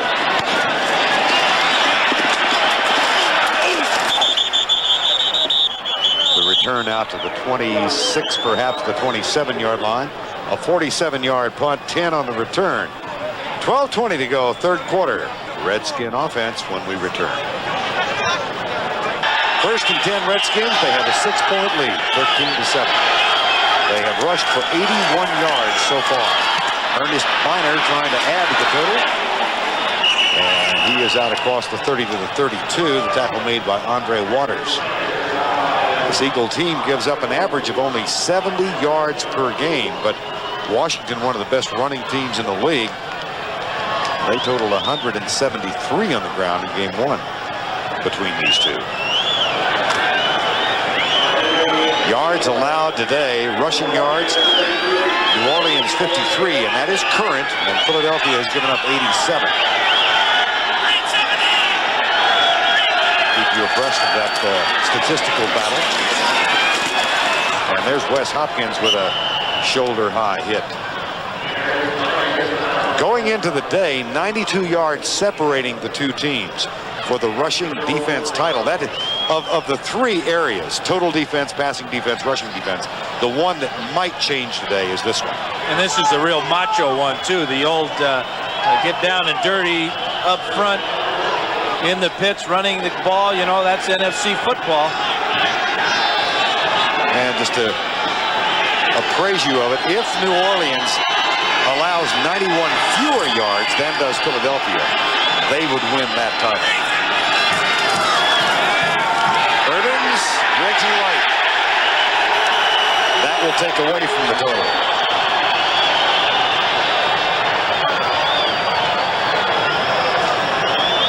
Here's Reggie. Watch as he fights against the block of Jacoby and then goes to the outside.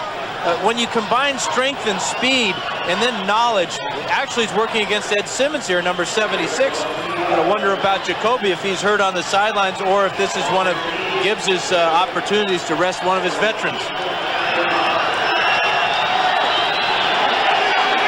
That's a way to protect your quarterback. No sacks there.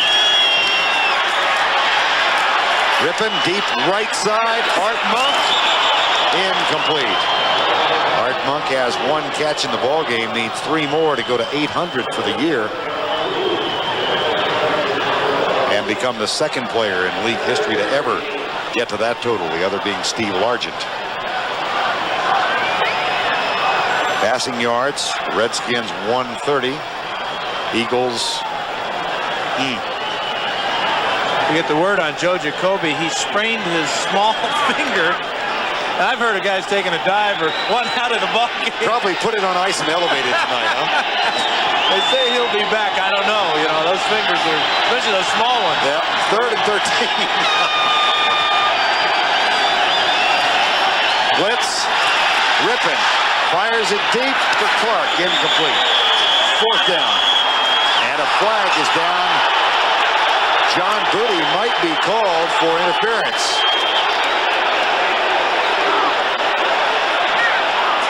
Andre Waters can't believe it. I think Andre may be claiming it was an uncatchable ball. Well, that's what the discussion is right now between the 2 officials there. You see them pushing the players away so they can talk in peace. That is the big question, and they're saying, yes, it was a catchable ball.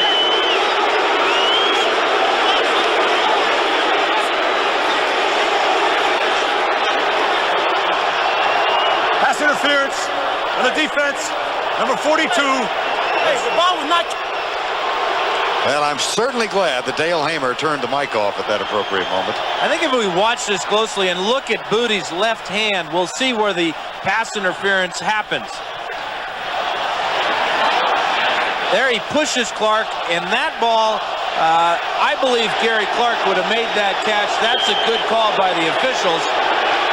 The players are obviously going to say there's no way that Clark could have come back for that one, but that was his intention. He was on his way to it until that left hand pushed him away. That's a 25-yard penalty and a 1st down at the 40. Blitz coming again, and they got him! William Thomas. And that means that the best the Redskins can do is tie the Miami Dolphins of 1988. And of all people on this defense, William Thomas, a rookie, this is his 1st sack of his NFL career. Nobody blocks him. Free on the quarterback. Rippon goes down, and the record goes with him. From the left side, there's just nobody there. 7th sack of the season given up by the Redskins. If they don't allow any more, they will tie the Dolphins for the best ever in the league. That really got the crowd back into it, too. You know they were thinking about that sack record. There's the tackle in the running play. Ricky Irvins and Clyde Simmons.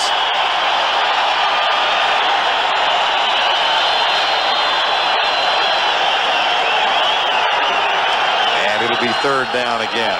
Now Clyde is 6'6", and Ricky Irvins is 5'6", maybe 5'7", and Clyde got him right at the top of that 5'7", too. Around the head, took him down, big play.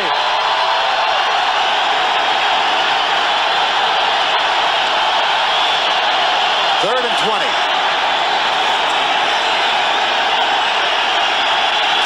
Blitz. Joyner chasing Rippon. Incomplete. Fourth down. Let's check in on the New Orleans-Phoenix game. Back to New York. Here's Greg Gumbel. All right, Vern, in Tempe, Arizona, Buford Jordan goes 3 yards for a New Orleans touchdown and a 20-3 lead in the third quarter. A Saints win gives them home field advantage against Atlanta in round 1 of the playoffs next week, Vern. And, of course, Atlanta won that last meeting between the two in New Orleans that helped propel that New Orleans slide at the end of the year. That'll be a fascinating game.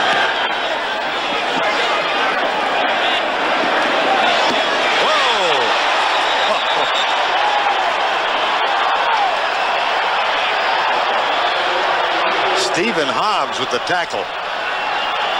Rod Harris with the catch. And wondering why he didn't wave one of those white gloves there.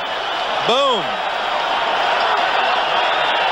13-7 Redskins. Rod Harris, who tried to return that punt, getting a little assistance from Otho Davis, the trainer. Stephen Hobbs was getting some help on his sideline as well, but he appears to have come out of it the better of the two. Jeff Kemp continues at quarterback, 2 of 14 for 17 yards, sacked twice. 8:42 to go, third quarter. Redskins up by 6. James Joseph.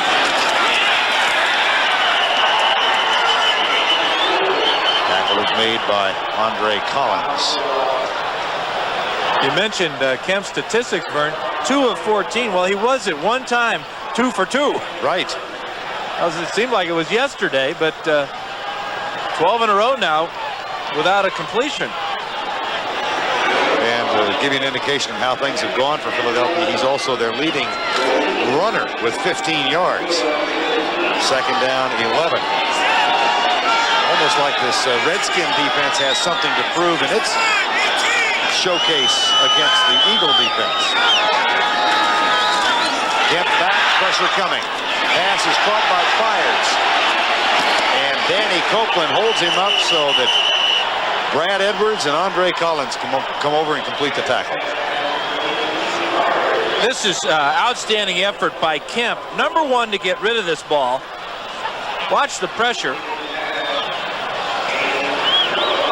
Again, it's Wilbur Marshall from the left side.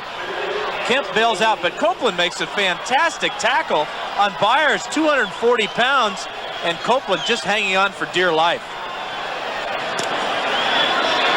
This is the old bailout shot here by Kemp as he takes the shot from Wilbur Marshall.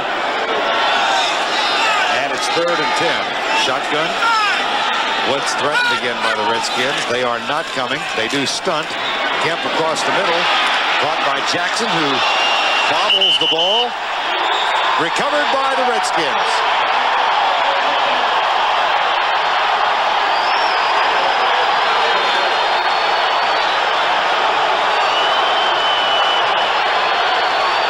Oh, Monty Coleman down the bottom of that pile, 34 years old, still doing it on pass defense. This is his first fumble recovery of the year. Jackson is going to be from the right side of the screen. He finds the hole in the defense, but now struggling to get that first down. Ball is popped loose by Wilbur Marshall, and there's Coleman with the gift at the bottom of the pile. And we have seen Mark Rippon for the last time today. Jeff Rutledge is on in place of Mark Rippon. Rutledge in his 13th year, 5 of 6 for the season.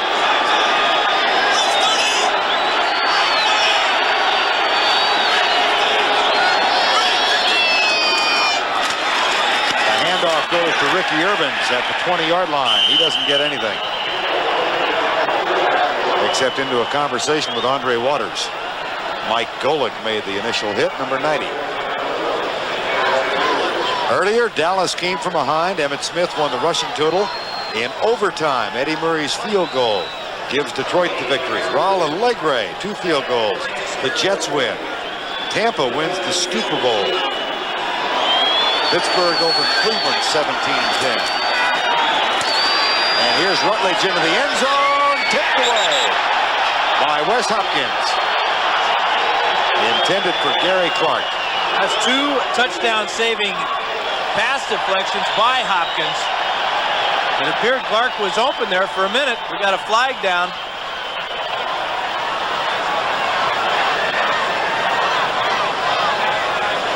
Holding. 69 the offense. 10-yard penalty. Still second down. We got Mark Schlereth. You know, you make the Pro Bowl and you get your name pronounced correctly. All year long, everybody has been calling Mark Schlereth. And he told us yesterday that even Coach Hannafin had a big trouble all year long with it. But now, you know, you make that Pro Bowl and people have to learn how to pronounce your name. Well, he's the only native Alaskan to ever make it in the league. His mother and dad still live in Anchorage. They bought a satellite and said it doesn't work. But they do have one place in Anchorage they go every Sunday to pick up the game. So I'm sure they are watching today. Second down and 20. Blitz. Joyner buries Rutledge. Rutledge did get rid of the ball. Boy, he broke his face mask. Now, if there's ever reason to have a penalty called on an illegal hit to the head, this has got to be pretty good evidence against it. Look at that face mask. You can't even see out of it. And what is the referee looking at? Joyner comes in head high, rips Rutledge in the face, bends his face mask up like a tin can.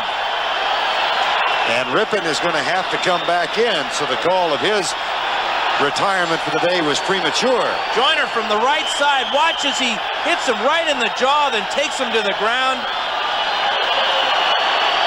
That's an unbelievable non-call by Dale Hamer.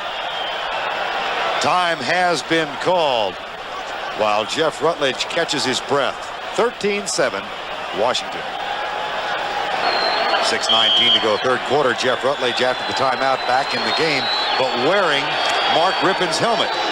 You know Rippon doesn't want to play anymore. So, here, you can have my helmet. They couldn't fix his during the timeout, so he and Rippon just exchanged helmets. Hope they got the same hat size.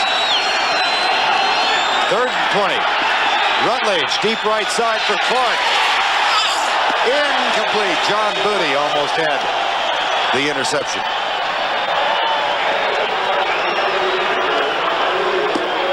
Remember, John Booty wasn't even slated to start today. He's more of a nickelback, number 42. But because of the suspension of Isdell Jenkins, Booty got the start and played fairly well. Comes real close to the interception here, and then the ball goes through all the way to Clark. Here's the pressure on Jeff Rutledge. I bet he's real happy that they took Rippon out of the ball game. Right. I think he'd like to get Joyner out of the ball game. 47 yards. Good. Second from 47 today. And third field goal of the afternoon. A head bump from McKenzie. Chip Lohmiller increases the Redskin lead. It's now at 9. 6:09 to go, quarter number 3. Lohmiller's third field goal of the day is giving the Redskins a 16-7 lead. Roy Green and Heath Sherman wait for yet another kickoff from Chip Lohmiller. 6:09 to go, quarter number 3. Redskins trying to go 15-1, equal a record held by Chicago and San Francisco. And that touchback will come out to the 20-yard line.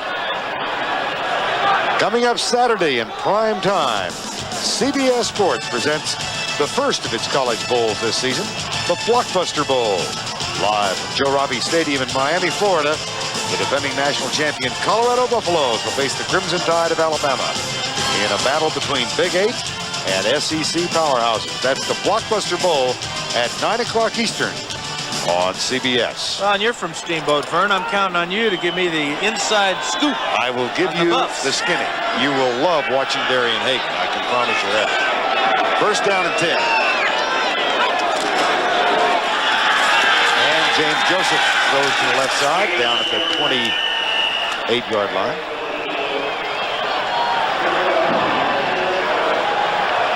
The guy that had a miserable game against the Redskins the first time is number 78 here, Antone Davis. 325 pounds, and he can move it.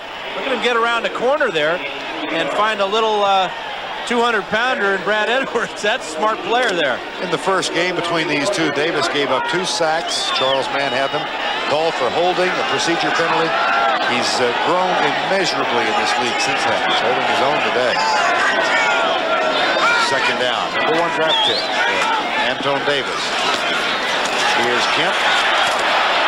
Out near the 30, that might be enough to move the chain. Keith Jackson with the catch. And a roar, Jackson. He and Byers were really angry at the crowd last week. Said he thought he'd get booed today. He hasn't been so far. Well, he did fumble, though, the last pass he caught. So, you know, he's caught a couple so far today. That's his 3rd catch. But when you've only completed 5 passes, such as Kemp, that's not a real good day throwing the ball. There's Matt Millen on the sideline in real pain. First down and 10. Flag is down. Pass is picked off by Tim Johnson. He's being chased by David Alexander and is out of bounds at the 6-yard line. Tim Johnson. And there are 2 flags down. One is real deep in the secondary. That might be against the Redskins. Johnson's first interception. Joseph and Brad Edwards exchanging Christmas greetings.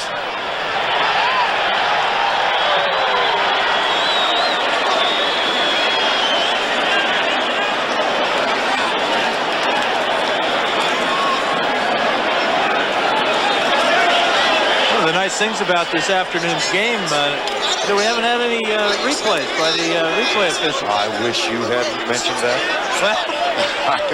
I really wish you'd never brought it up. Oftentimes this man here is the center of attention, whether he likes it or not. But they're having, we might as well have a replay on this one. They're not getting it straight down on the field. 2 fouls on this play.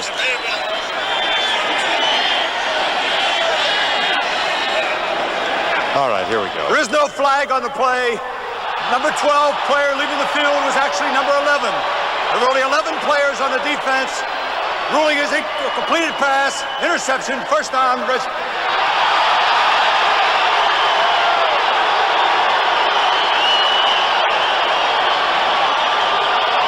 And here's the interception for Tim Johnson. That one just kind of went right into the old face mask here. But the Redskins were substituting and got their 12th man off the field just in time. And a return of 24. Jason Buck put the pressure on Jeff Kemp, and Tim Johnson will put that on the mantle to go with the stockings on Christmas.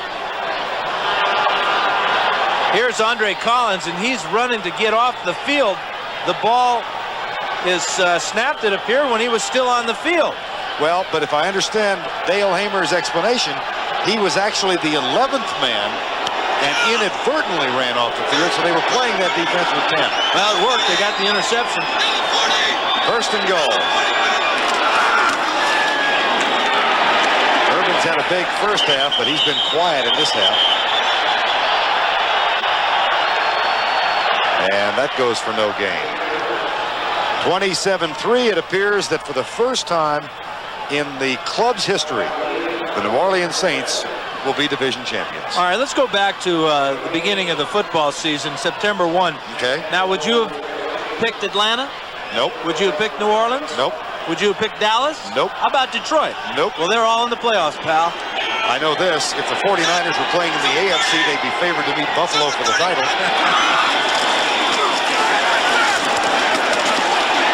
At the 10, No gain again. Tackle made by Clyde Simmons. And Kotite really wants this game to go 10-6. That would give him a heck of an accomplishment after that first half where they were 3-5. A 7-1 finish wouldn't be too bad, but he's going to have to settle for 9 for 7 because he has absolutely no offense today. None. And again, the litany of quarterback problems here for Richie Kotite in his first year. Randall Cunningham out in the first week. Then McMahon went down. They had Pat Ryan in for a while. He started. Brad Gable, the rookie free agent from Baylor, started a couple. Here's Rutledge back. Reggie White coming. Got him. And that means that the Miami Dolphins will hold on to the NFL record for sacks. And it also means that Reggie White continues his streak as the only man in the NFL who has more than a sack for every game in which he has played. This is number 14 on the year, 108 now in his career, 92 against number 76, Ed Simmons. And that's the patented rip and pursue the quarterback. Rutledge had no chance. No chance to even dump it to throw the ball away to preserve that record. Lohmiller for the 4th time from 38. He's perfect for the day.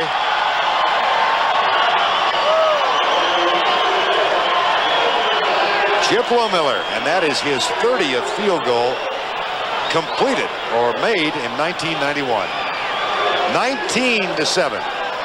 The Washington Redskins trying to equal the effort of the Chicago Bears of '85 and the 49ers of '84 and go 15-1 for the season. Reggie White, what a man of great dignity and class. And a lot of talent, too, as a football player. But I think the point you make, Vern, about the class and the dignity part of it really is contagious. He has helped mold this defense. He's taken Jerome Brown under his wing, Clyde Simmons on the other side, and really is the glue that holds this defense together. Of course, you got to come up with the numbers, and the sacks speak for themselves.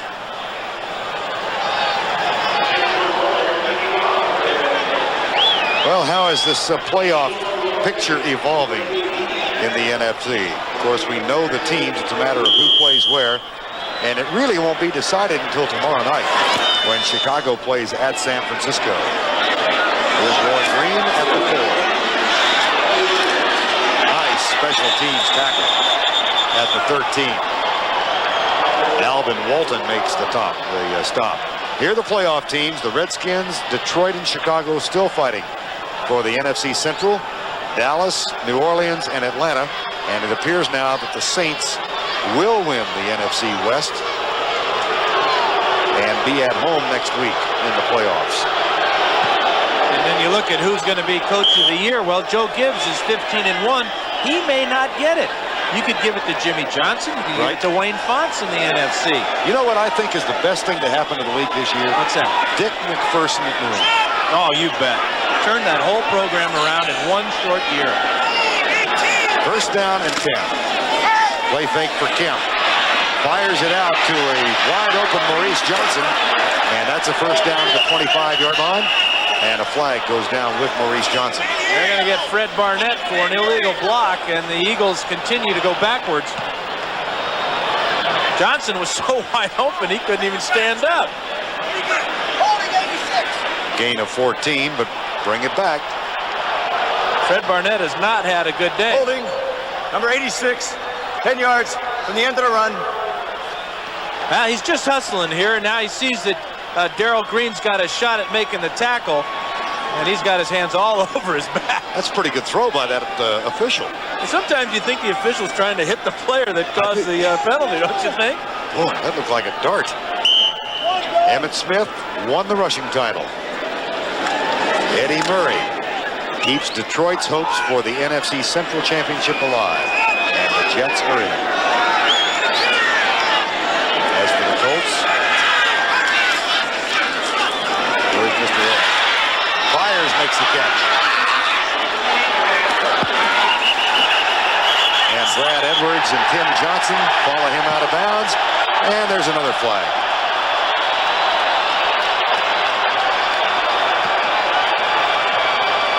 Why do you want to go and treat me that way?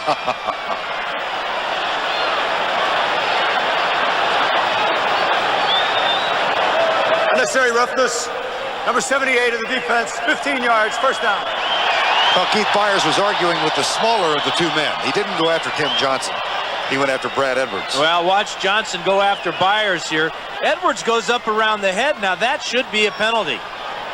Now this is about 4 yards out of bounds. I think the referee got the wrong guy. Here's the pressure on Jeff Kemp. Again, he's going to be just smashed to the ground. When you hit the back of your head on this artificial turf and on a cold day like today, that is really hard. First down and 10 after the penalty at the 35. Kemp. Incomplete.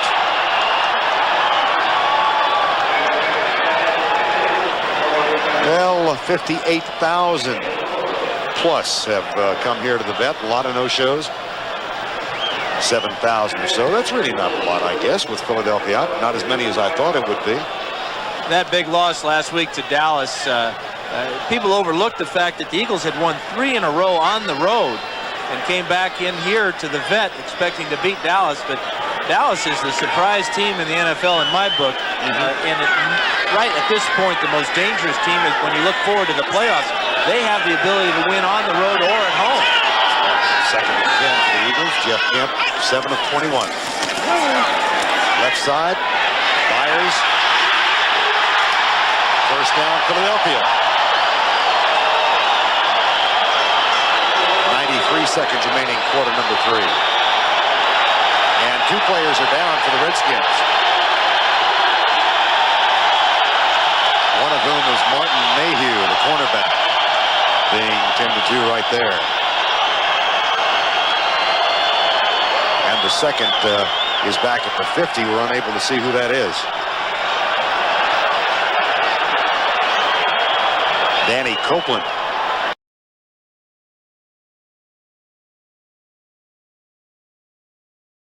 The safety. This is what Gibbs feared coming into the vet playing the Eagles, where they had so many injuries in the past. Alvin Walton has come in and A.J. Johnson as their substitutes. Kemp back. Under pressure goes for Byers, who pulled up. And the pass incomplete downfield. And Kemp, where he has spent most of the afternoon. Jason Buck got him this time. He's really taken a beating. Only been sacked twice, but he's been knocked down at least 10 times. 59 yards total, 1 interception, only 2 sacks. But how many hits just as he released the ball?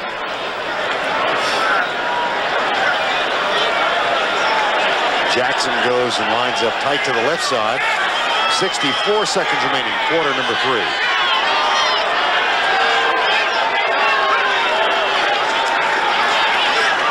That pass complete.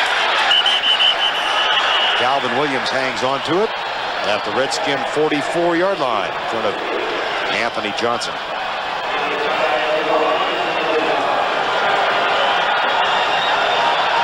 Here's Andre Coleman. Watch as he, or Collins rather, watch as he, if he steps to the right instead of to the left, he's got an interception and clear sailing.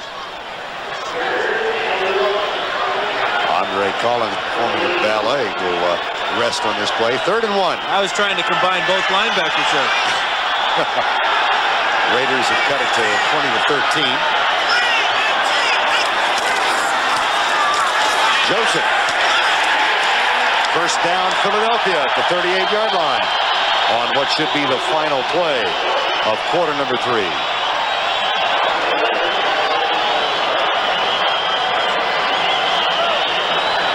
That's the end of the 3rd quarter with our score. The Washington Redskins 19, Philadelphia 7. Our coverage continues after this message from your local station. You're watching the NFL on CBS. Back at Veterans Stadium in Philadelphia, where they come in all sizes and colors. He's looking for a tryout as the Eagles' next quarterback. 19 to 7. Oh, Santa. That was not eggnog. He was pouring into that cup. That was eggnog light. Final quarter, Vern Lundquist and Dan Fouts from Veterans Stadium. First down and 10, Eagles, they trail by 12. That one is tipped and incomplete, intended for Keith Jackson.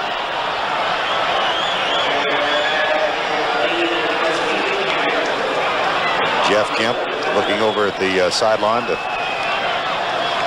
Richie Kotite. Kind of unique in this ball game, Vern. We have two head coaches that serve as the offensive coordinators and play callers. Kotite, of course, was the offense coordinator here last year, and then before that with the Jets. And I remember Joe Gibbs in San Diego with me back in the late 70s, early 80s. He was our offensive coordinator. Second down and 10. Blitz coming from the Redskins. Kemp, short setup, fires right side, caught by Fred Barnett. He shakes the tackle, scoots down the sidelines, out of bounds. First down at the 13-yard line. Tackle made by Danny Copeland, who is back on the field. And a gain of 25. This is a blitz adjustment by the Eagles. They see the blitz from the right side. Kemp goes to the hot receiver here, Barnett, and now he just fakes out Darrell Green, pushes him down to the sidelines, and Copeland makes a touchdown-saving tackle right here. Take a look at the blitz here from the left side. There is Brad Edwards, the weak safety on the blitz, a little bit late, and the Eagles get their best offensive play of the day. And their best field position of the day, other than the pass interception for the touchdown. Kemp with time across the middle, caught Johnson, who had a touchdown catch, his first ever last week against Dallas. And that's down to the 6-yard line. Randall Cunningham and Jim McMahon, both in cities on the sidelines. Zeke Fredkowski giving the signals. There's some quarterbacks for you right there. Little Zeke, talent, of course, from a different era. My era. Well, that's a different one. That was a different era. Backed up Bart Starr, among others. Second and 3. 19-7, 13:48 to go.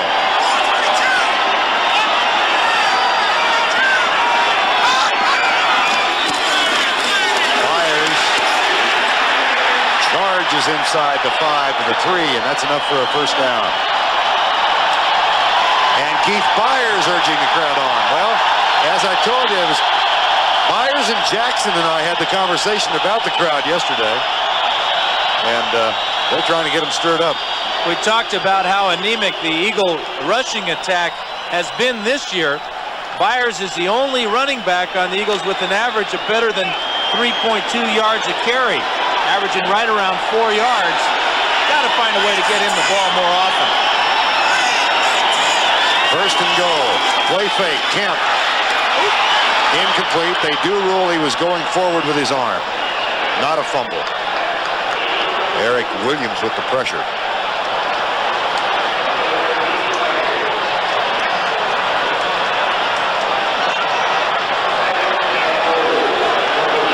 Watch on the rollout here. Kemp wants to get rid of this ball early because he felt that pressure by Eric Williams.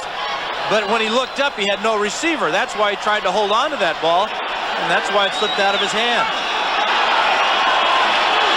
Second and goal.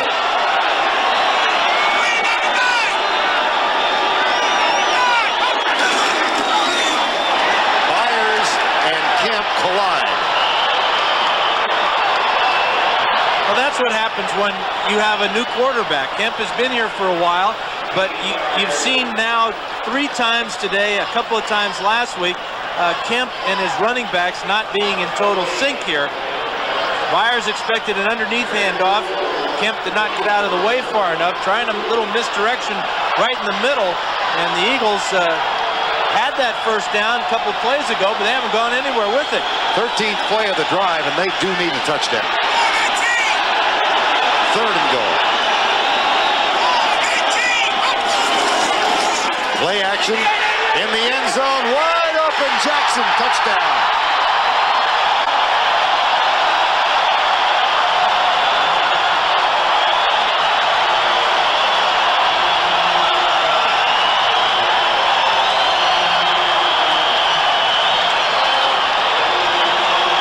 It's been a modest year for the All-Pro tight end. That's only his 5th touchdown catch of the season. There he is at the top of the screen, fakes the block down on Wilbur Marshall and releases to the end zone and then concentrates on the ball. Gets his feet down for the touchdown. Roger Ruzek for the extra point. Most impressive drive of the night for the Philadelphia Eagles, culminated in the 2-yard touchdown toss. Jeff Kemp, KJ, 1914. It has been a defensive struggle. Otis Smith with a 74-yard interception return for the first Philadelphia touchdown.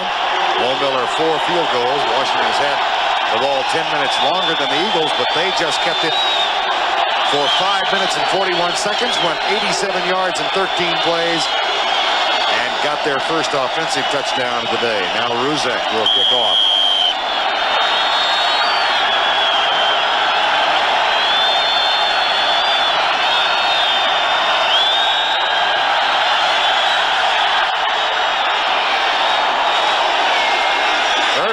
Staggers and gets under it. Flag comes flying way downfield. That'll cost the Redskins. And it'll push the ball back inside the 20-yard line. Let's go back and take a look at Keith Jackson. Well, watch Jackson fake to the inside. Wilbur Marshall goes for the fake, and then Jackson clears to the end zone. But the move to the inside gets Marshall. Look, he knows that Jackson's his man. All he can do is roll on the ground and look down and watch Jackson score the touchdown. Great move at the line of scrimmage. Really sold the block on the fake run.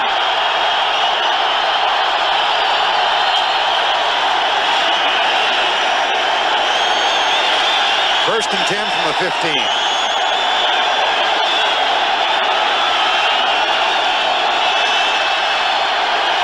Redskins have turned it over just once. And that was early.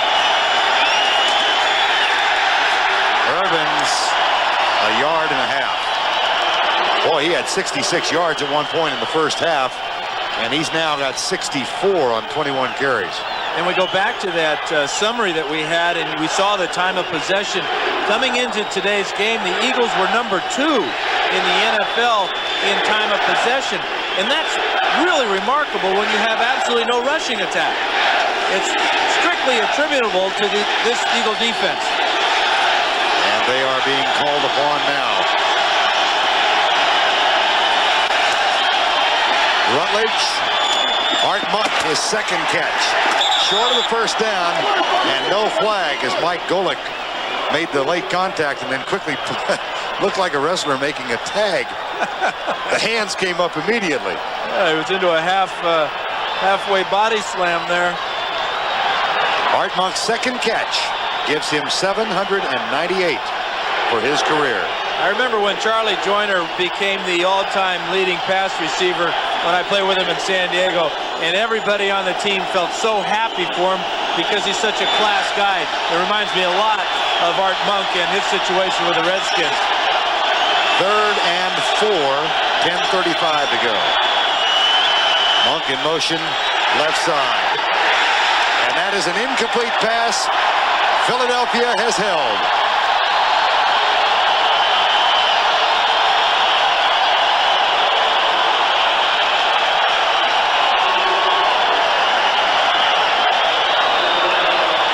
Jeff Kemp just engineered a 13-play drive. And his team is about to get the ball back. Kelly Goodburn on the punt. Rod Harris, who can be an adventure in returning punts, waits for it at the 39. Good snap from John Brandis. Rod Harris at the 30.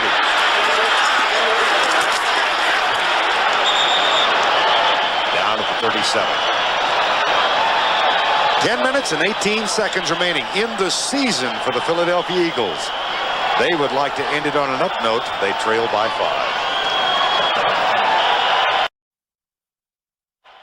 While we were away and during a lengthy debate, it was determined that the Redskins, the kicking team, had a man go off the field of play and not come immediately back onto the field of play.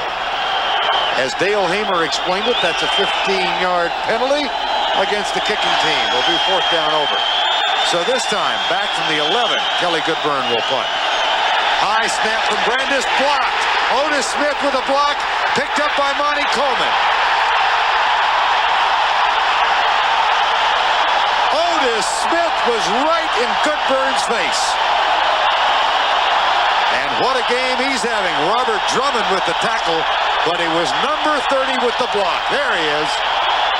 And vindication for special teams coach Dave Atkins, who's had a rough year. From the right side of the screen, here's Otis, and he's going to have a lot of company coming right in on the punter. Goodburn comes to Otis. There's the block. Heads-up play by Monty Coleman. But watch him. Number 30 even stumbled coming off the line of scrimmage. Not enough block there by Andre Collins. Easy block of the punt by Otis Smith.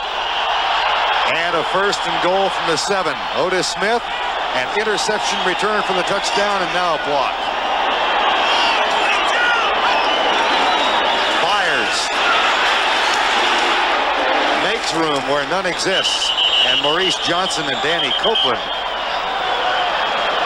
exchange blows, but Goodburn has had 3 punts blocked this year, 2 against Atlanta in that blowout.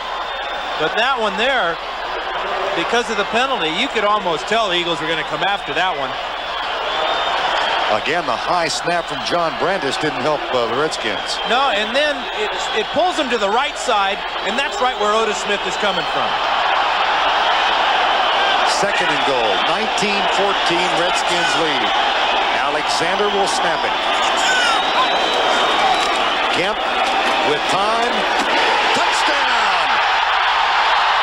Maurice Johnson, who is in motion, is 2nd in as many weeks. And the Philadelphia Eagles have reclaimed the lead.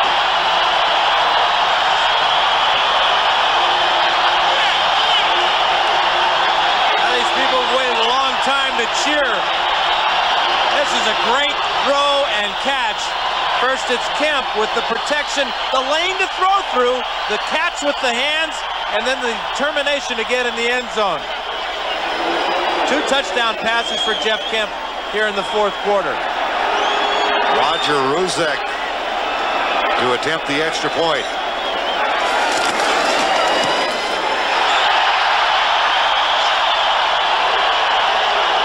What a 4th quarter turnaround for the Philadelphia Eagles.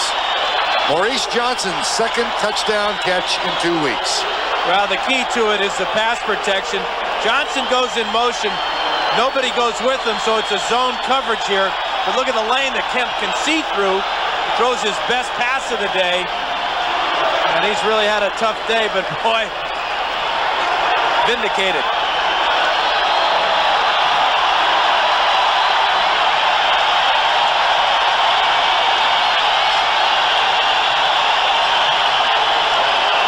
Severe. Otis Smith, who will be one of the heroes of this game if the Eagles hang on. And Roger Ruzek will kick off. 21-19.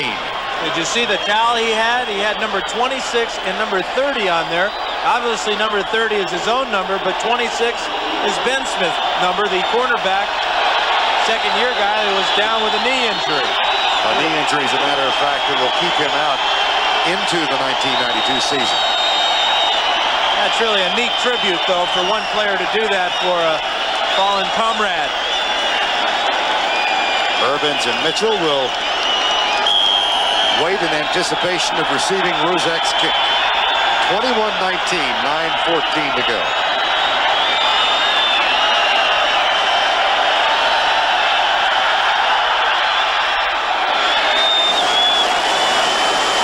Urbans.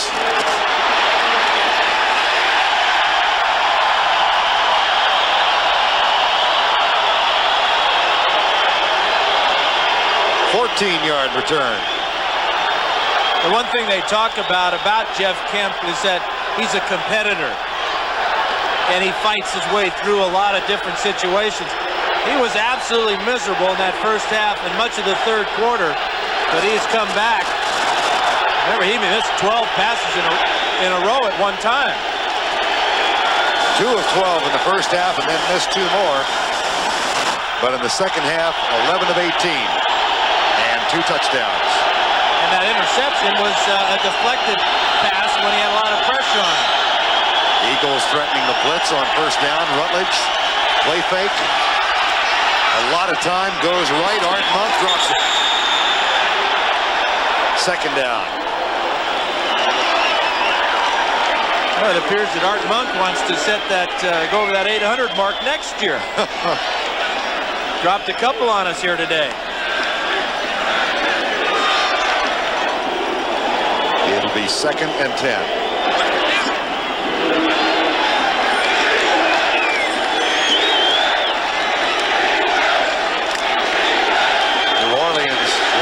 Left. Kansas City looks like they might be home next week. Denver hangs on to a 3-point edge. Here the Eagles lead by 2. Rutledge on the rollout. A stop and go pattern for Art Monk. Waters is down there. Monk again can't hang on.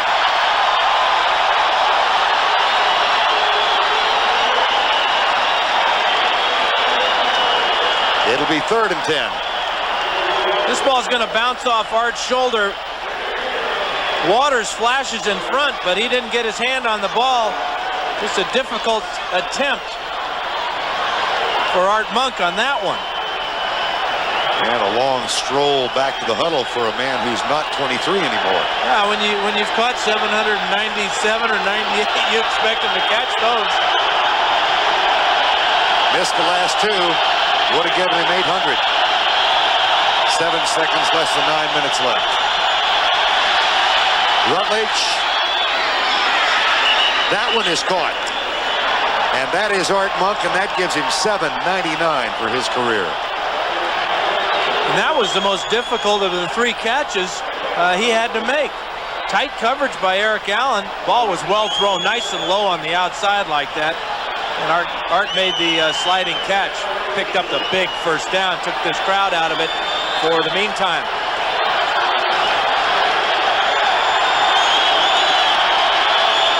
First and 10. Washington trailing 21-19. 8:13 to go.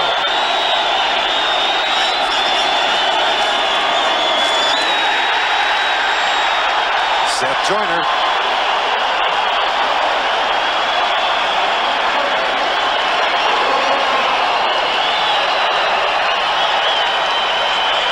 Think about Seth Joyner, number 59 here. When you talk to Kotite about him, he says he's a dream player. He prepares hard, he works hard, and he's never satisfied. Well, we'll give you an update on the New Orleans Saints. They have won it, and they are the NFC Western Division champions for the first time in the club history. Again, Rutledge rolling out this time to his right. Art Monk has just caught his 800th pass. What an accomplishment. And if we go into overtime, he may pass Largent here today. Because Rutledge is picking him out every time. This is 4 in a row now that Rutledge has gone to Monk. It's the deep comeback on the outside, and Rutledge showing off that he still has a lot of zip in his arm with the rollout, trying to get away from that pressure. Art is a physical receiver, 6'3", 210. He pushes Booty aside, makes the catch, and another first down. Time has been called by the Washington Redskins. And Jeff Rutledge goes over to chat with Joe Gibbs. Shows you the versatility of the Redskins offense. Here in the 4th quarter, they've not been able to run the ball at all, but they have enough offense with their posse receivers, and in particular Art Monk, to where Gibbs can go away from the running game and feel comfortable and confident that they can pick it up through the air. Is this a complicated offense that they run? No, it's not. The complication comes in the different looks that Joe will give you with the lining up of the personnel, jumbo personnel at one time, heavy personnel with the big tight ends, or he can spread them all out with the little wide receivers. It's really the complete package. And then you add those running backs, Biner, Irvins, and Riggs. Joe Gibbs is in good shape heading into these playoffs. Whether they win today or not, doesn't really matter. They trail right now by 2, but they've got a first down and 10 at their own 40-yard line. 7:02 remaining in the ballgame. Terry Orr starts in motion. Rutledge deep left side for Terry Orr. Caught! He's having a terrific year.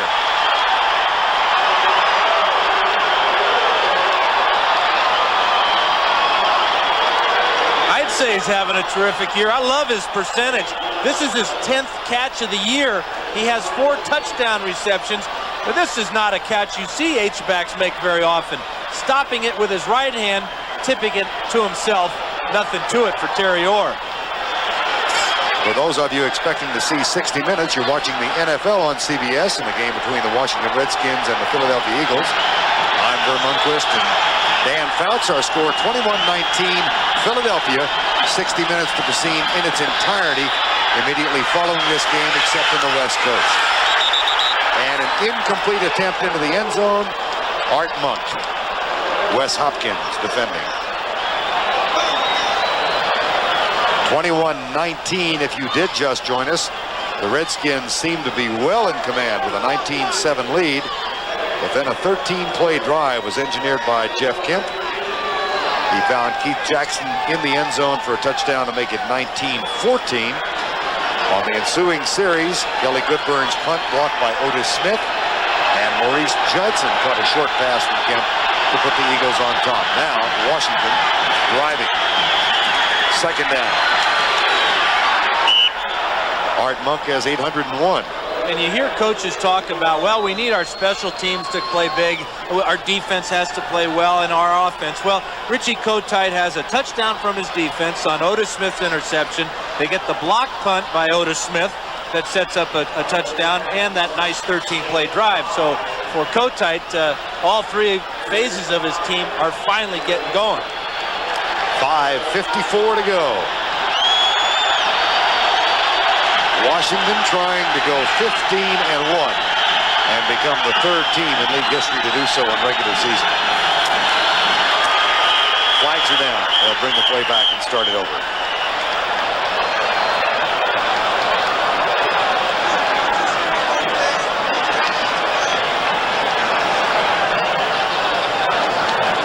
False start. Prior to the snap. Number 85. 5-yard penalty. Still 3rd down. Don Warren. And Gibbs has done some substituting along that offensive line. Mark Addix is taking Lachey's spot. Of course, Mark will never, ever live down his one attempt at a touchdown reception in the first half when he let one go right through the old bread basket. This is where he belongs. 3rd down. Rutledge. That's overthrown, incomplete, intended for Monk. And it will be 4th down, and we will see Chip Lohmiller. He is 4 for 4 today. And this could give the Redskins the lead once again. And he loves kicking off of artificial surface, as do all kickers. There's another long distance shot coming up. Looks like it's going to be about from 49. Twice from 47 today. Rutledge will hold. This would give the Redskins the lead yet again. Nope.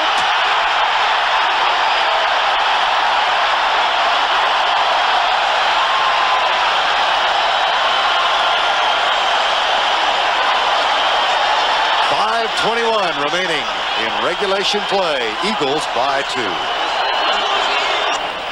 Veterans Stadium in Philadelphia. Site of an NFL game for the last time in 1991. The Eagles have come from behind. They lead by 2. Trying to go 10-6 for the year.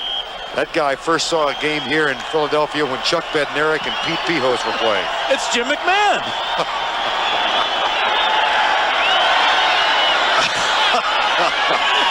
First and 10. Sunglasses on. Yeah. Barnett is in motion. Myers drops it. A.J. Johnson tries to pick it up. Out of bounds. Eagles ball. Whoa.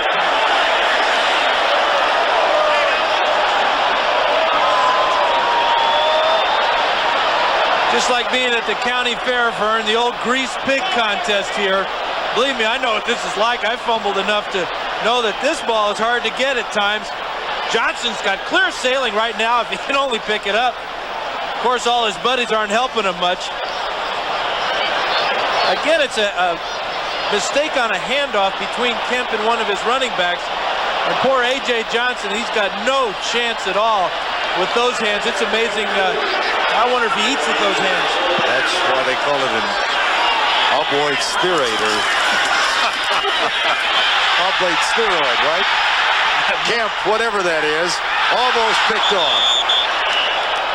Well, the Eagles are leading here. The Saints have won. Let's go back to Greg Gumbel.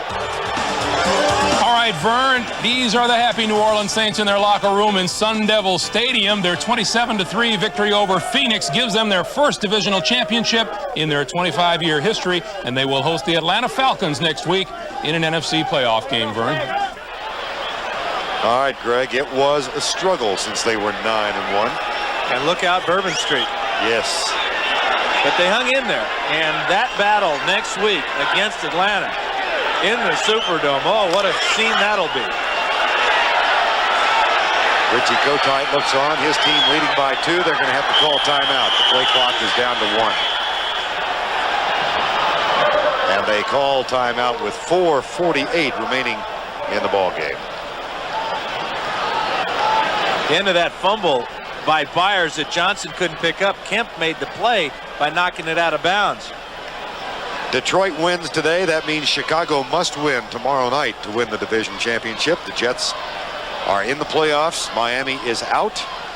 Tampa Bay means Indianapolis gets the first pick and the 4th. Pittsburgh wins. Will Chuck Noll be back? Cincinnati defeats New England. Will Sam Weiss be back? New Orleans beats Phoenix. Jim Mora will be back. And Kansas City will host the Raiders in the playoff next week. That is a wild card spot. And lose. The Raiders not only lose the game, but they lose that home field advantage. And the Denver Broncos, because the Giants gave them some help yesterday, get a week off and a home playoff game. And what a turnaround for the Denver Broncos this season. 3rd and 22. Joseph. Darrell Green makes first contact. Wilbur Marshall helps out. And it'll be 4th down with 4:36 to go in the game.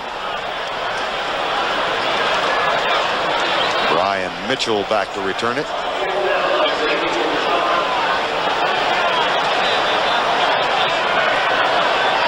So the Saints are at home.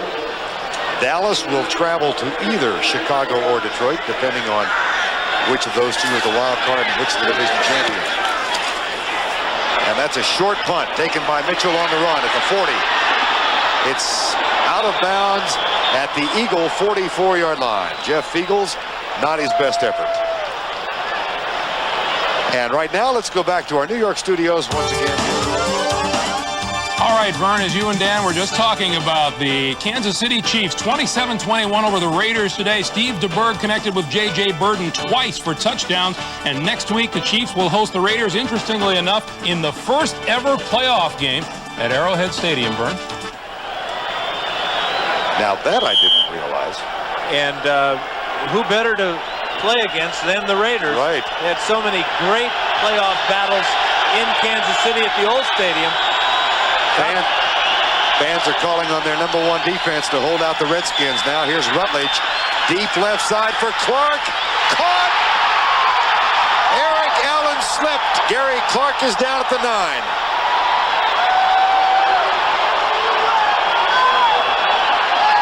Well, Rutledge must have gone over and talked to Gary Clark and said, hey, listen, I know I haven't thrown you a ball all afternoon. Why don't you see what you can do on the deep corner route? Perfect pass by Rutledge. Leads Clark. He doesn't lose stride. He even gets tripped up. But his determination, which he's so famous for, his toughness, the concentration to make this grab and hang on as he hits the turf. Great play. First and goal at the 9-yard line. Redskins trail by 2. 3:29 to go. Monk in motion. Ricky Irvins dropped at the 10.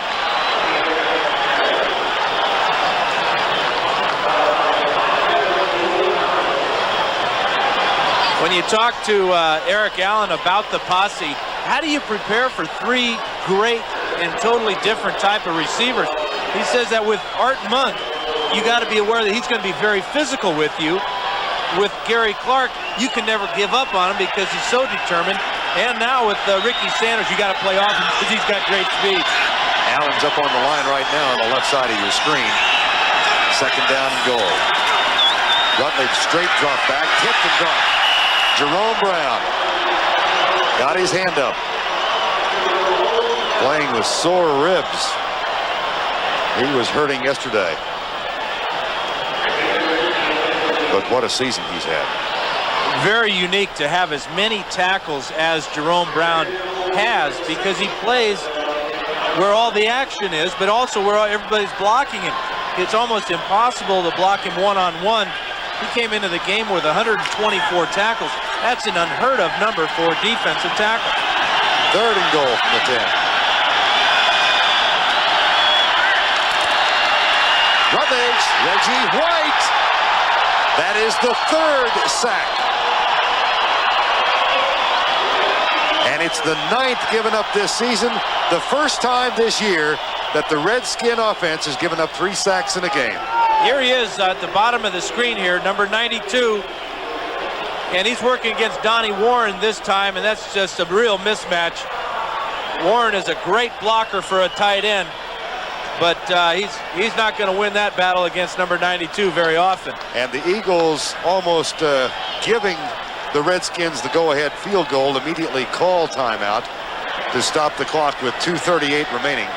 They will have 1 timeout left plus the 2-minute warning.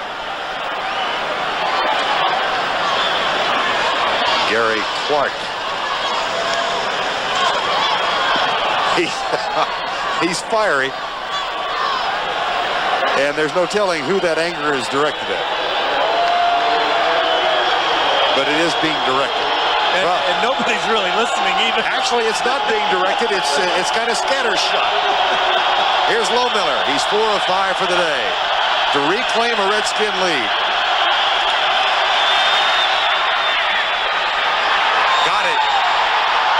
35 yards out. Gary Clark doesn't appear to want to celebrate. But the Redskins are up by 1. 22-21. He's an expensive cheerleader right now. Yeah, that's right. And will remain so until next year. Roy Green at the 21-yard line.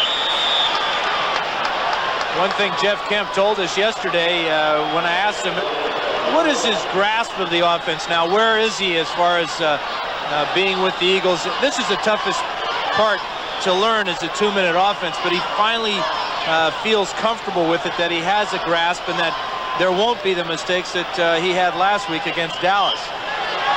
But this is a tough time for a quarterback coming to a new system and a new team, getting used to the audibles, getting used to the different reads, and hurrying the team up to the line of scrimmage each time. 2:26 to go, 1 timeout left plus the 2-minute warning. And the Redskins lead by 1.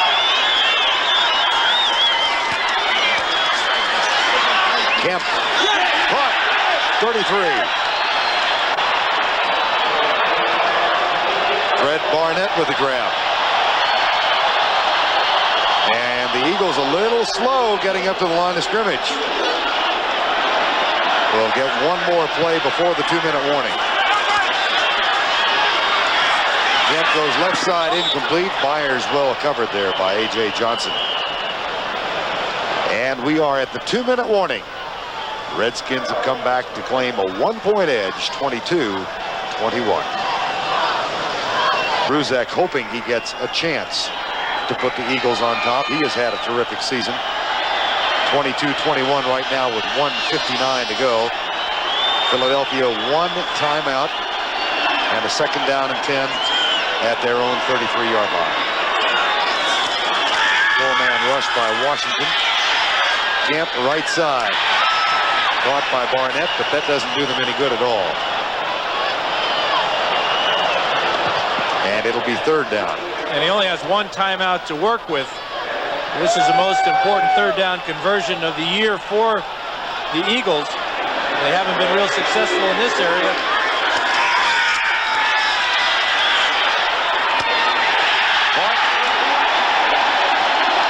At the 44. Now you got to wonder, what is Ruzek's range? They need about 12 more yards to get him to around a 47, 48-yarder. His long on the year was 51 yards against the Giants. Here's Kemp back. That's caught by Byers at the 40. Clock shows 1:02 remaining. They're not going to use their timeout until they get it within field goal range. And there is Kemp killing the clock, and that'll bring up a third down and 6. Richie Kotite looking on, hoping that Ruzek can hammer it home and give them their 10th win, and Jim McMahon adding some words of advice. Our game today was produced by Mark Wolf and directed by Larry Cavallina. Our associate director Steve Milton and our broadcast associate Ken Mack, as they have been all year. The NFL Today produced by Eric Mann and directed by Duke Struck. The senior producer of the NFL on CBS is Ed Gorin, and the executive producer is Ted Shaker. And we also want to give good wishes to Ed Kushner, technical supervisor at our local affiliate WCAU, retiring at the end of the year. 41 years of covering the NFL on CBS. At the 30, Fred Barnett. And a first down. Now Kemp can kill the clock here with an incomplete. He does. What a turnaround for Jeff Kemp and Fred Barnett. Roy Green comes in. If they chose to kick now, it would be a 47-yarder. Do they want to get it a little closer? Oh, absolutely. They'd like to get it all the way in the end zone. And watch for the Redskins now to come with a blitz to try and sack Kemp, to push Ruzek out of his range, or at least to the very edge of it.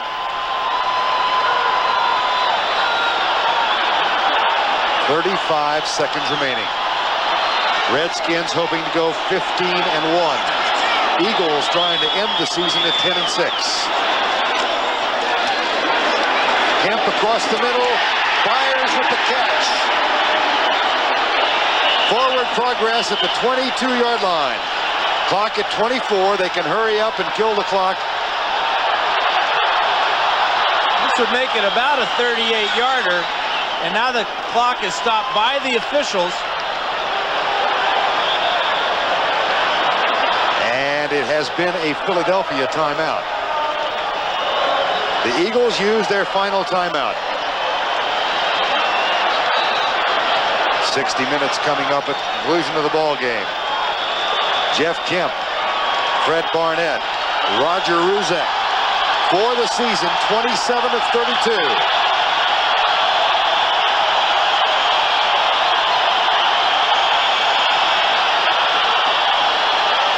Eagles will hold.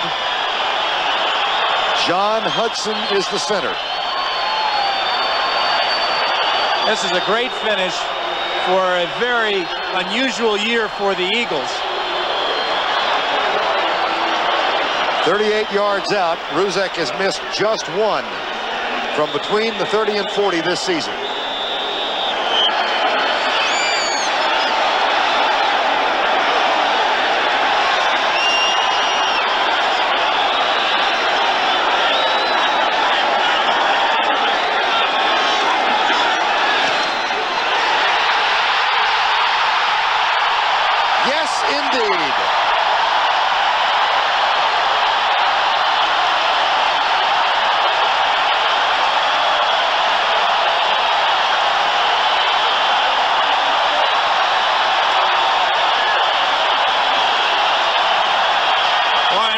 Hit it right in the heart, too. There was no doubt about it.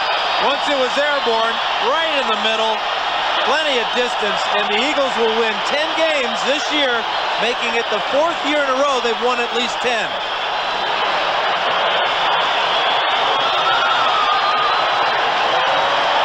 Well, when you hit it sweet, as Ruzek does, there's no doubt. Eagles wanted to end this season on an up note. Richie Kotite saying yesterday, there is a world of difference between 9-7 and 10-6.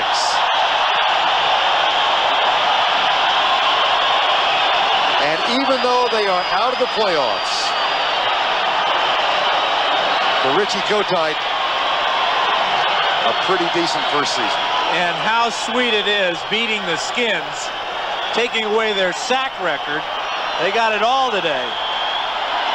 For Joe Gibbs and the Washington Redskins, it means they've lost a chance to post the best record in club history. They will equal the previous best with the team, 14-2.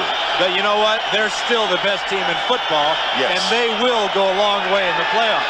This game, losing it, will probably help them more than if they had won the ball game. Ryan Mitchell chases the free kick down. Touchback, 13 seconds to go in the ball game. This makes Gibbs' job of motivation and preparation all the much easier, especially with a week off now, to get everybody healthy and to have them forget about this one. And really a super year for the Eagles. 3-5, losing their star quarterback first play of the second quarter this year in the first game, and having Kemp, their 6th guy, come through with a big 4th quarter. Final 13 seconds of the ball game.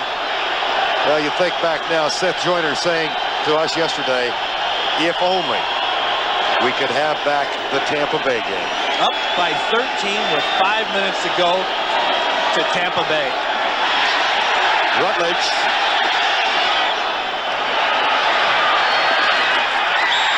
Five seconds left.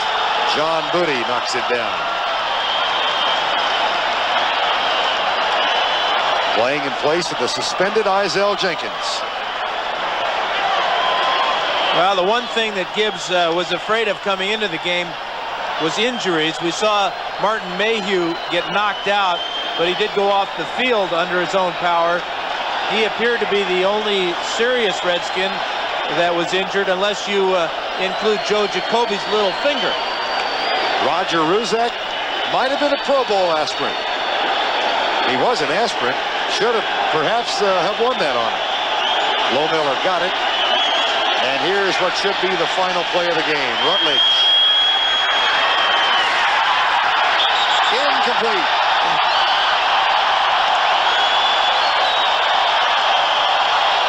In 1991, the Philadelphia Eagles finished 10-6.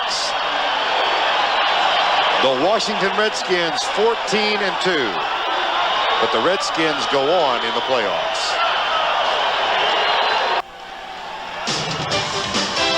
Don't forget 60 Minutes coming up next over most of these CBS stations. So for Dan Fouts, this is Vern Lundquist saying so long from Veterans Stadium. Our final score, 24-22, Philadelphia. Roger Ruzek, 38 yards out, gives the Eagles a 2-point victory. You've been watching CBS Sports coverage of the National Football League.